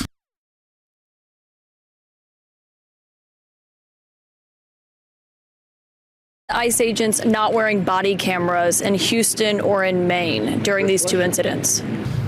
When the Democrats shut down the Department of Homeland Security, I was up on the Hill as part of the negotiating team to reopen the government, and they wanted body cameras. There was $120 million in the budget they were holding up to buy those body cameras. Now, since the big, beautiful bill passed, now the reconciliation bill, the body cameras have been ordered. There's a deployment schedule on the books, and right now they're just train to train. So officers in each field office can train their officers on the use of the body cam. But don't you see that to be extremely urgent, given right now it is urgent. We do not have video of these situations beyond witnesses? As soon as they had funding, they bombed them. If Democrats, but it's been 2 months since April. Would have been a lot quicker. ICE agents not wearing body cameras.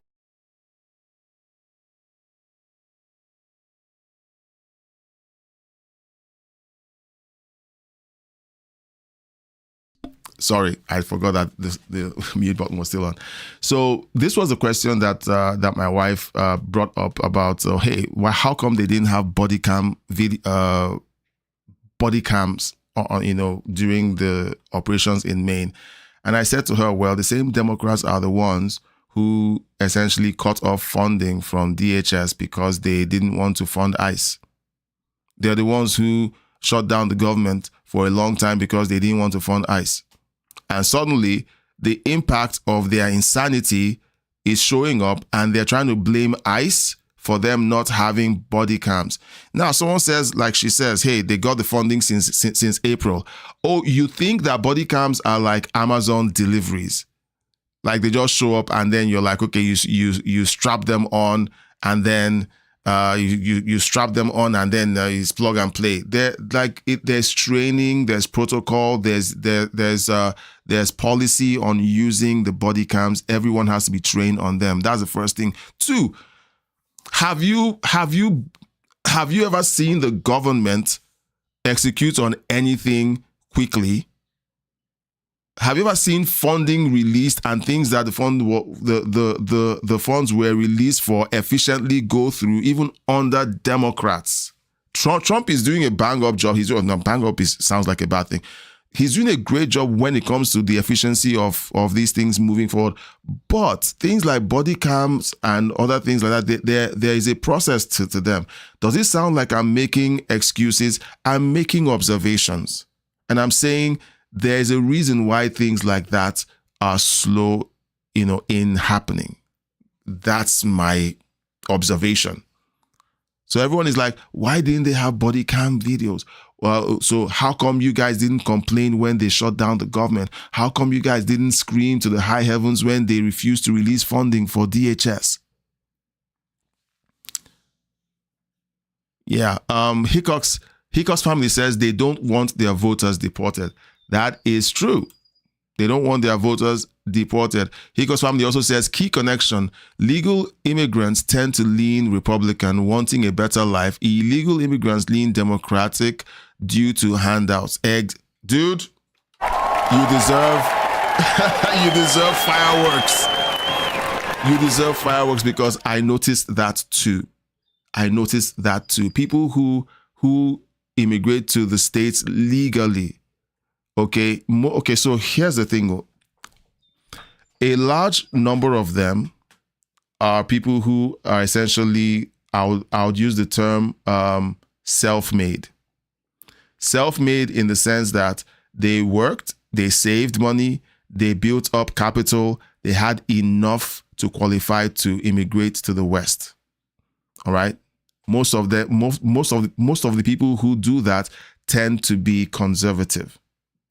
Then you have the people who essentially robbed their countries. They were part of a corrupt regime. They looted their countries and then they ran off to the West. Those people tend to be socialists or communists. And then there's the other half that break into Western countries illegally. And then they see the handouts and they want the handouts to continue. Those people also vote left because they want the handouts to continue. It's easy to make these deductions. And I'm an immigrant, okay? I am an immigrant. And I fall, on the side of those who literally had to save and they moved, decimating. Like when we moved, our life savings were like wiped out. Like we literally had to prove that we could, take care of ourselves and do everything. Like everything had to be on the up and up. So no handouts for us. When we moved here, it was like, okay, I will do door-to-door marketing to take care of my family. Okay, I wasn't looking for handouts. So it's you're spot on, Hickok's family. All right, so let's watch this video by Dan Bongino. He says Ana Navarro can't name a single American killed by an illegal alien. They always want to say, oh, look at these illegal aliens. ICE killed this person and that person and that person and that person. ICE is bad. Okay, so how about all of the American citizens that were murdered by ICE agents? The car crashes on the road by illegal immigrants who were given driver's licenses to drive long-haul trucks. How about all of those people? You wouldn't cry for them. Okay, you wouldn't cry for people who were murdered by illegal aliens. Let's listen to Dan Bongino. Here's another example. It's a milder example, but I want you to watch this debate with Ana Navarro and CNN. When, again, confronted with reality, their only response is this visceral sense of anger as they realize they've been called out and nothing they believe is actually true. That's why we're the happy warriors, because we know we're always anchored in compass true north. Not them. Yep. They're walking all around in the forest. They don't know where the hell they're going. I just saw that river 5 minutes ago. It's because you walked in circles, you dumbasses. Check this out. There's been now at least 5 people killed by ICE in the streets of America. Ruben Rey Martinez, they killed a young man they killed in San Padre Island in Texas. Silverio Villegas Gonzalez, Keith Porter, they killed him in LA. Renee Good and Alex Preddy, they killed them in Minnesota. And now Lorenzo Salgado Araujo. There's been Do you over. know the names as well of Americans who've been killed by illegal immigrants? Do you have that list? I know too? some of the. I know Do you some of the their names. I don't have the list, but I do know some of the names. What are their names? What are some of their names? Listen, we have Some of the heard all of the American- names. No, just what are some of the this names? This is not me doing a contest of whether you know the names or whether I. You started it. You started with listing names. You started. Look, and here's the thing that happens as well whenever you debate these leftists. They come up with, oh, how about this and how about that? And you're like, okay, challenge accepted. And then you begin to list, okay, you handle their objections and you begin to list your own and you're like, oh, and they're like, oh no, we're not talking about that. You're the ones bringing, no, dude, you started it. You took us down this road. Let's do this road. And then they start claiming that, oh, I don't understand why Trump people are so this and the other. She started it. Know the names. I want to pronounce these names because I think we need to put names and faces and stories. Right? Absolutely. Okay, and, so and to the faces when you of Americans who have been killed by illegal immigrants as well. The people they killed absolutely don't have criminal records. What are their names? The people Laken they Riley, killed. Jocelyn Nungare, Kate Steinle. And what are the names of people that have been killed by U.S. citizens? What? How is that What? relevant to this? Well, if you want to talk. What? What? I will leave the name calling to the channels who cuss. But this woman over here, Ana Navarro, okay? Talking about people who've been killed. Then let's start talking about people who've been killed in this country. So there's a hell of a lot more people that have been. Moving goalposts. You started out with people who were killed by ICE, and we're like, okay, fine. How about the American citizens who were killed by illegal aliens?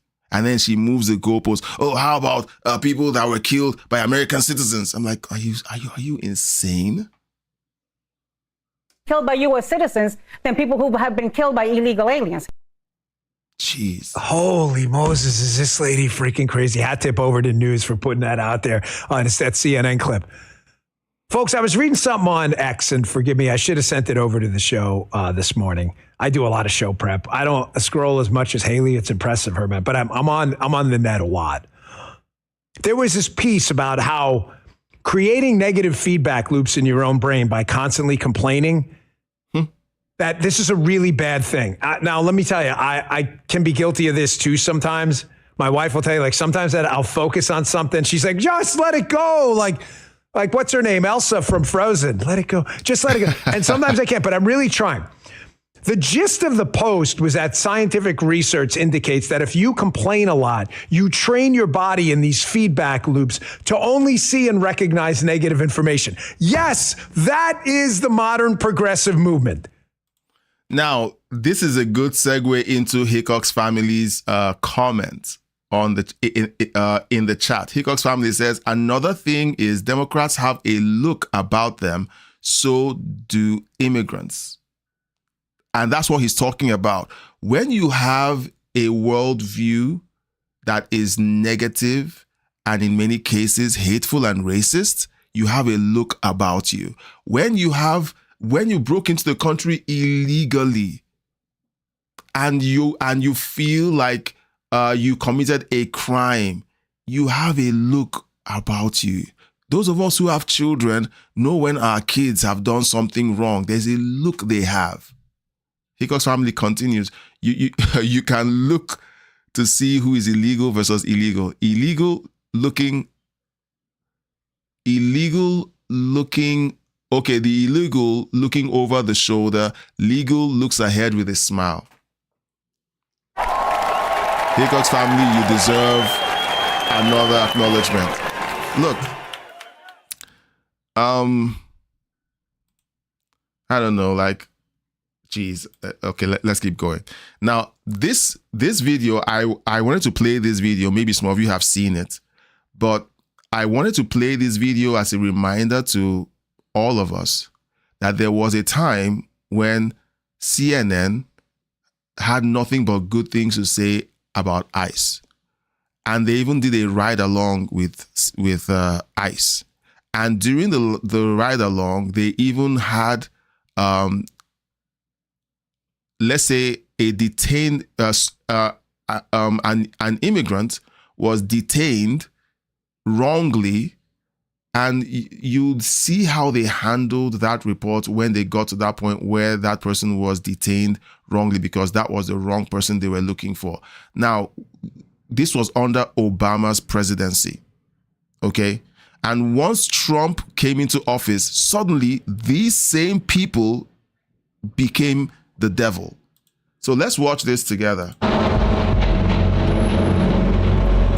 Just before the sun rises in the Windy City, Immigration and Customs Enforcement agents fan out across Chicago to arrest criminals in the U.S. illegally. Tech 1, Tech 2, Tech 3. CNN was granted exclusive access to witness some of those raids.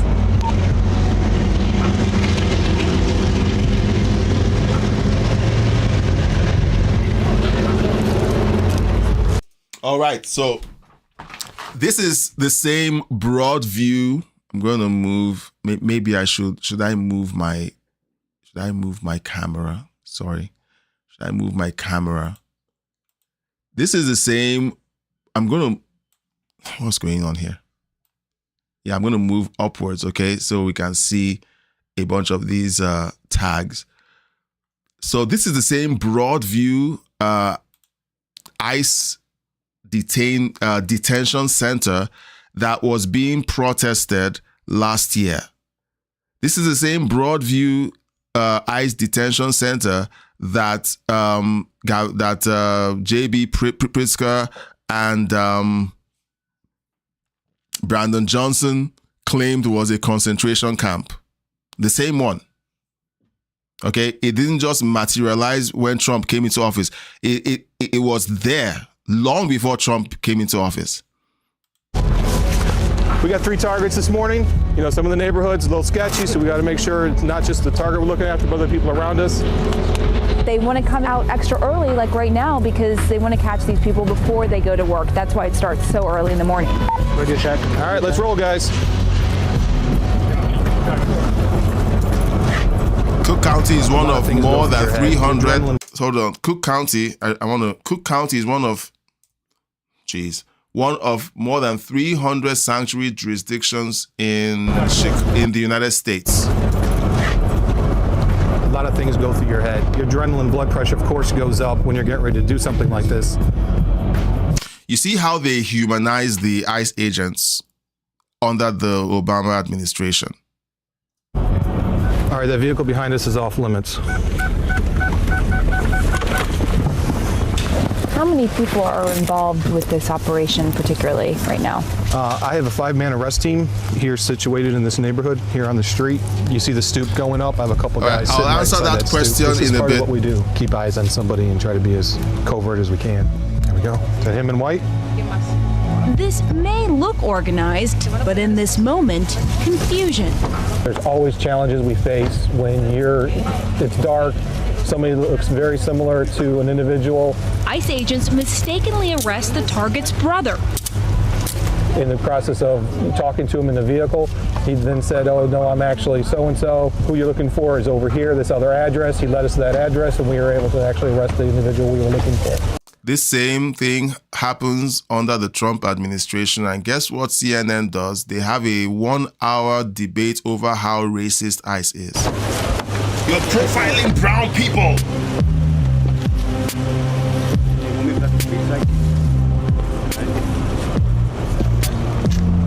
So in 2011, guys, I'm so sorry that I have to read this because my camera is blocking the screen. In 2011, Cook County passed a law to ban cooperation between local law enforcement and federal immigration officials, citing liability concerns. So this has always been happening.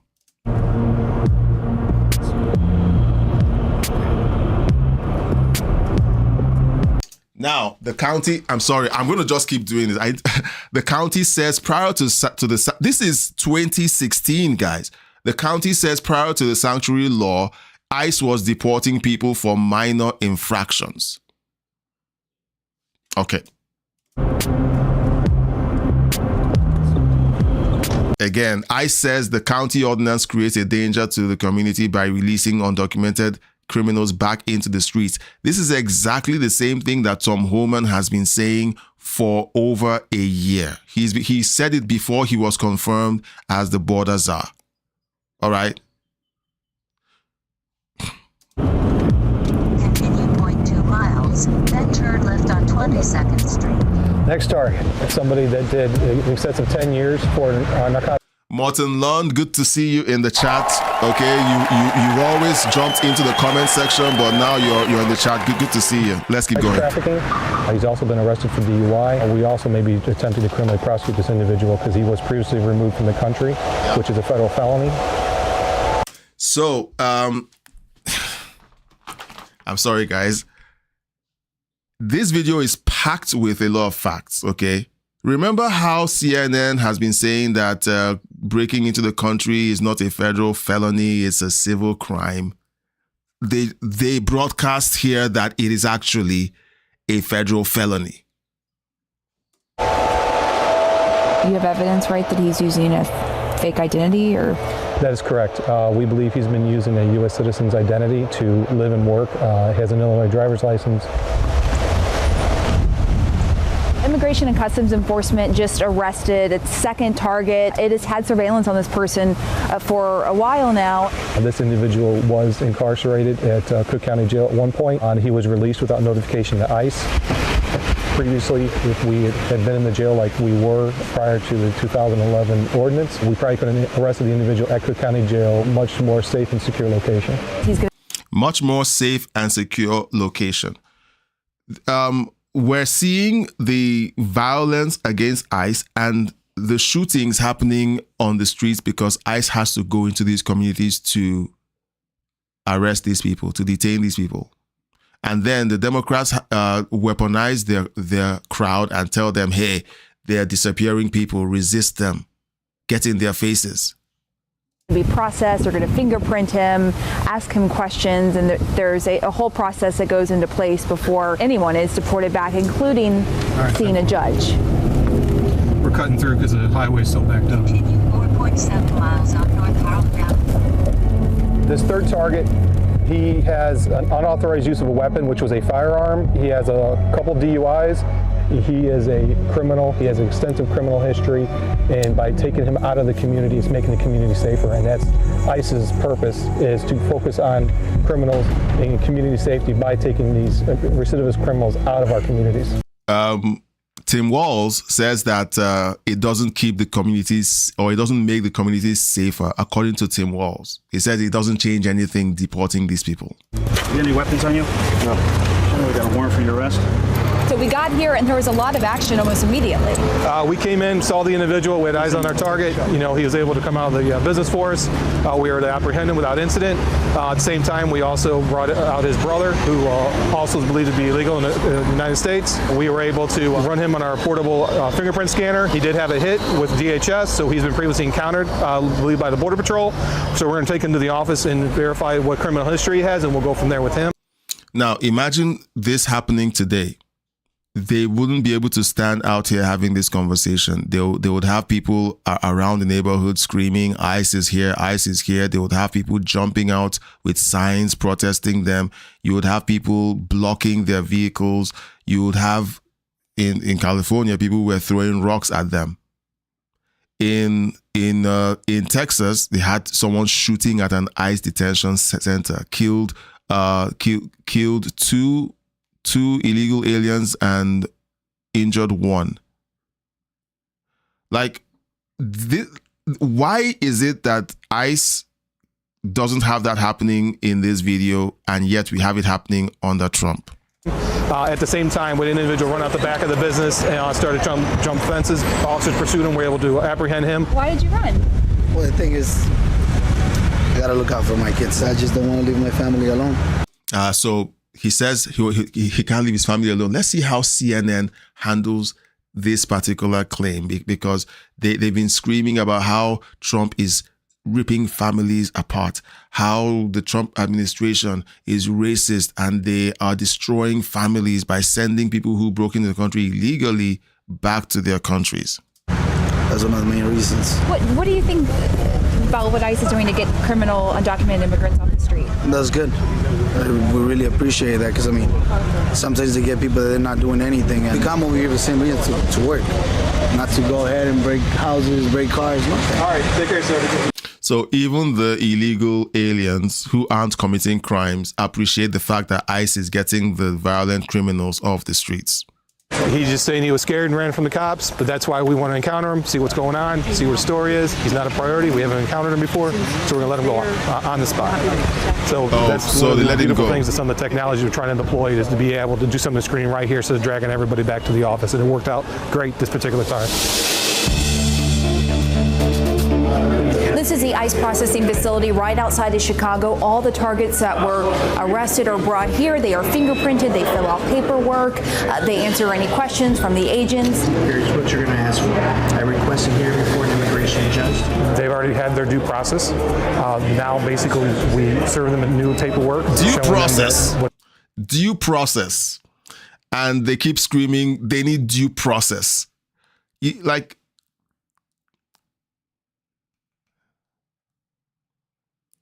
this is what irritates me about mainstream media. This is what it just irritates me. Because we watched them give a pass to Obama. We watched them give a pass to Bill Clinton. The laws that created ICE were written and voted on and passed under a Democrat president. So when they make it sound like ICE, they say ICE is a relatively young organization. It's illegal. Democrats were the ones who created the laws that essentially created ICE. This is the thing that irritates me to no end, the hypocrisy and the lies.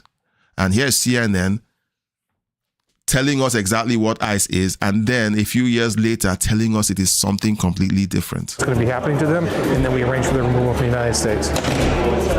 This is Alberto Perez. He was just released from the Cook County Jail after being arrested on domestic batteries. This morning, ICE agents went to the home where he was staying and arrested him. So you have been arrested twice for battery, domestic battery. Did you know that these charges would put you at risk for deportation? Oh, no, not at all. Not at all. I didn't know the consequence or the repercussions or anything like that. I have no idea that it would come to this. Of course he's lying. On this day, ICE detained 6 for possible deportation. 2 of them were released because they didn't have criminal records. This is CNN's reporting. Of course he's a liar. You can see how... Hang on. I'm going to oblige you, okay? Just look at his face. I have no idea that it would come to this. The smile doesn't get to his eyes. He's lying. Do you think you will be deported? Hopefully, in my heart, I believe I won't be, but then apparently right now, my faith is in the hands of a judge. Yeah, so this is CNN covering Obama's ICE. They glazed everything over. It was pretty. The Broadview detention center wasn't a concentration camp. They went in there, filmed everything. Everything is nice. Tonight, when Trump is making that speech, of course, you've told us, Hickox family, that Democrats are trying to get they want a media blackout so that nobody hears Trump speaking. Well, sadly for them, the only people who won't hear the Trump speech are the boomers who don't know how to use the internet. The rest of us are going to just tune into YouTube and we're going to watch it right here. So it's like, okay, I promised that I was going to read your comments in the chat. So let's go back and read the comments and answer that question. All right, Hickox family was asking me, as a legal immigrant to the United States, how do you feel going through that process to then seeing Democrats allowing people in, bypassing all the work you have done? Okay, so I am not an immigrant to the United States. I am an immigrant to Canada. And we essentially go through a similar path. So here's the process. First off, you apply, and during your application process, you have to prove that you have the ability to maintain your family. You're not going to be a burden on the state.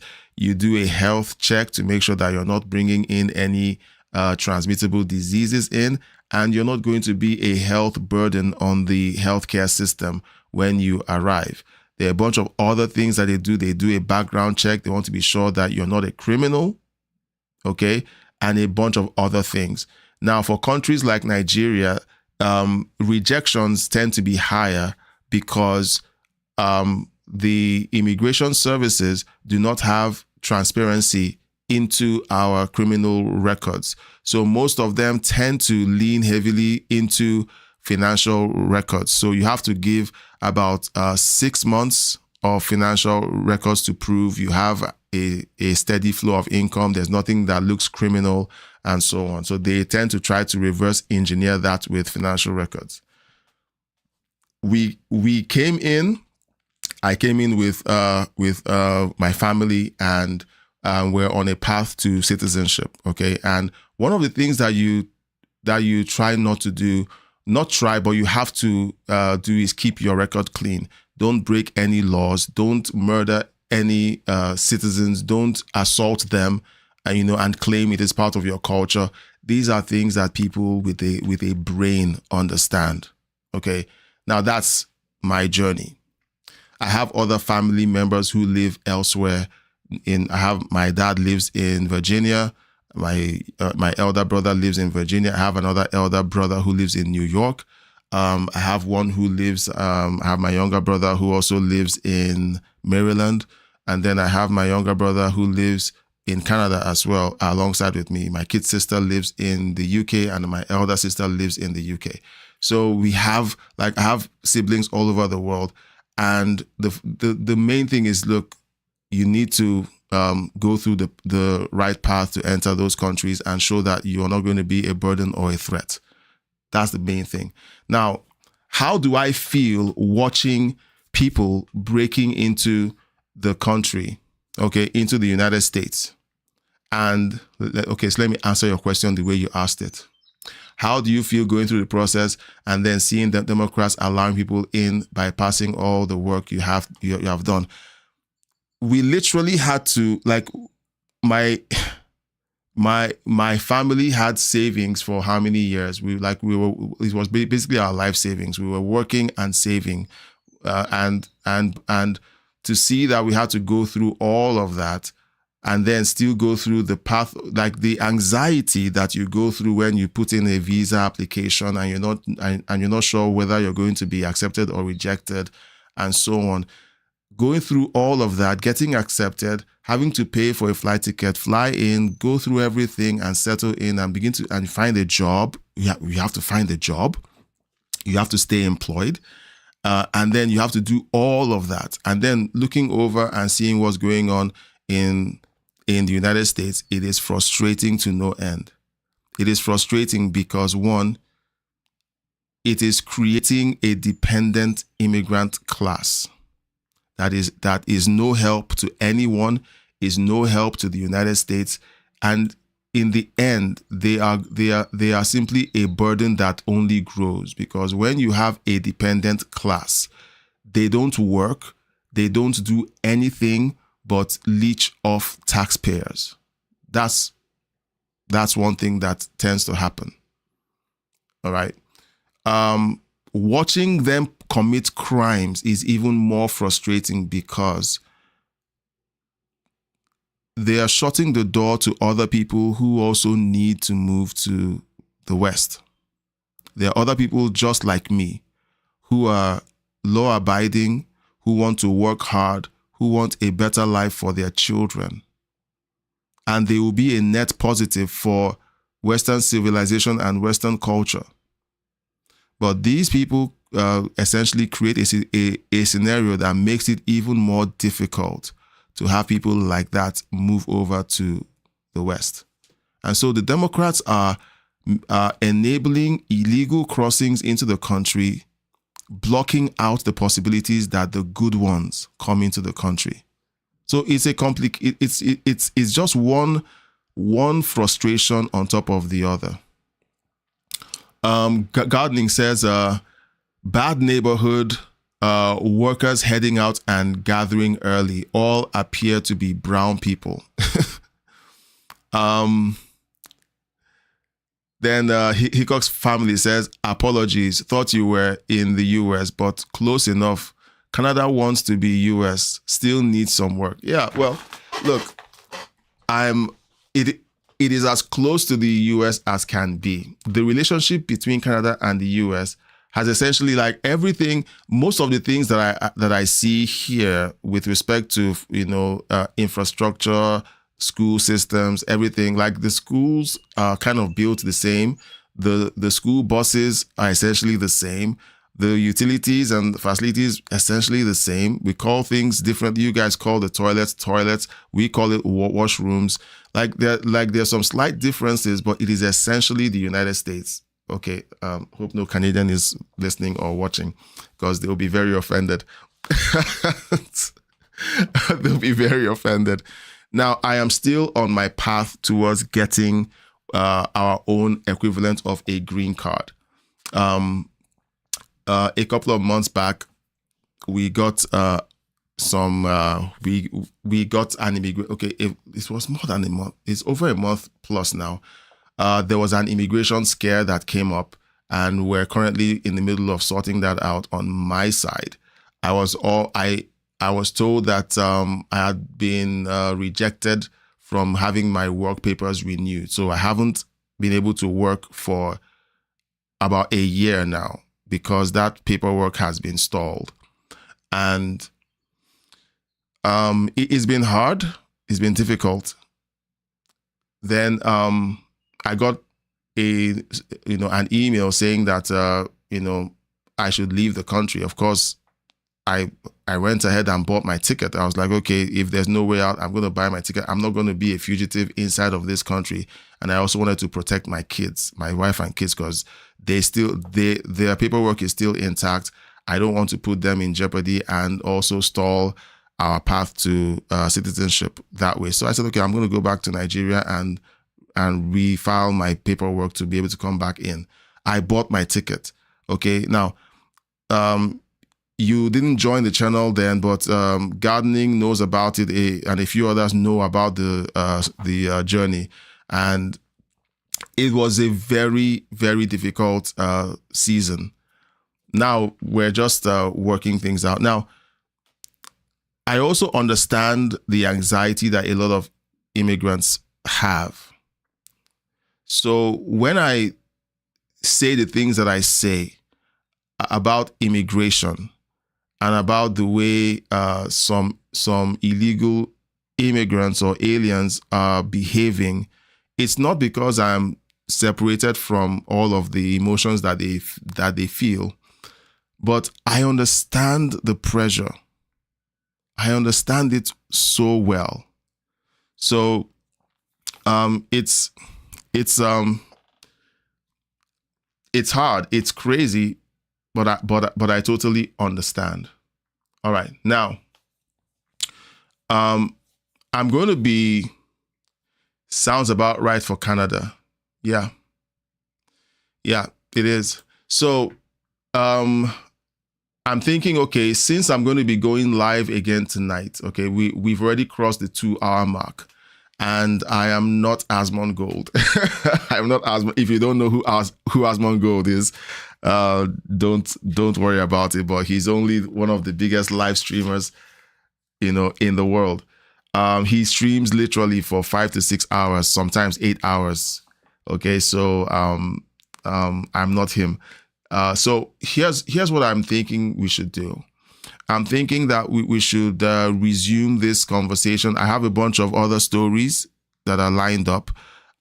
Maybe we put a pin in it, or if you feel like you want us to keep going, let me know in the chat. Okay. Hickok's family says, yeah, get some rest. eat some food, have a drink, get ready for the fireworks of a lot of liberals here. Okay, so we're going to keep, so as you can see at the top of my screen, I have a lot of other tabs that we haven't covered. So we're going to come back in. I'm going to see if I can appease my family. I moved the live stream to the mornings. And I told my wife, I'm going to be doing this now, and she was happy about it. But tonight is an important night. So I'm going to figure out a way to appease her. So 15 minutes to 9 p.m. Eastern, because that's when we're supposed to, I think that's when we're supposed to start the stream. We're going to go live. We're going to just hang out, talk about a few other things, watch some of these other videos, and then we're going to watch for when the speech starts. Look, I'm looking forward to something monumental, and I hope it is as earth-shattering as it is being made to appear.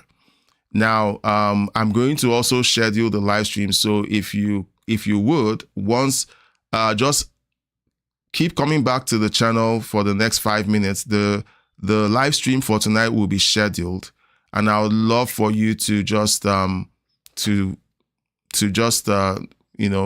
hit the notify button to just show that you're waiting for the live stream. It helps YouTube kind of know that there's an audience that's looking forward to this show, and it could actually spike some distribution from the YouTube end. All right.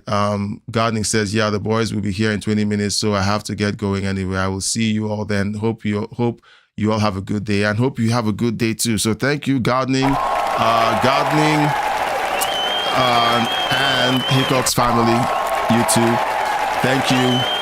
You guys made this morning's live stream an amazing one. Like, look at all of the conversations we've had. It's amazing having you guys in the chat. I love having you guys in the chat. And please consider supporting the channel if you could by liking this video, and also consider sharing the video. If you're not subscribed yet, please consider subscribing. So we're going to be back again this evening. I'm going to set up the stream for tonight. Please consider hitting the notify button to be reminded. So we're just going to cut off, and then I'll set up the live stream, and then we'll see tonight. Okay, bye-bye, and God bless you.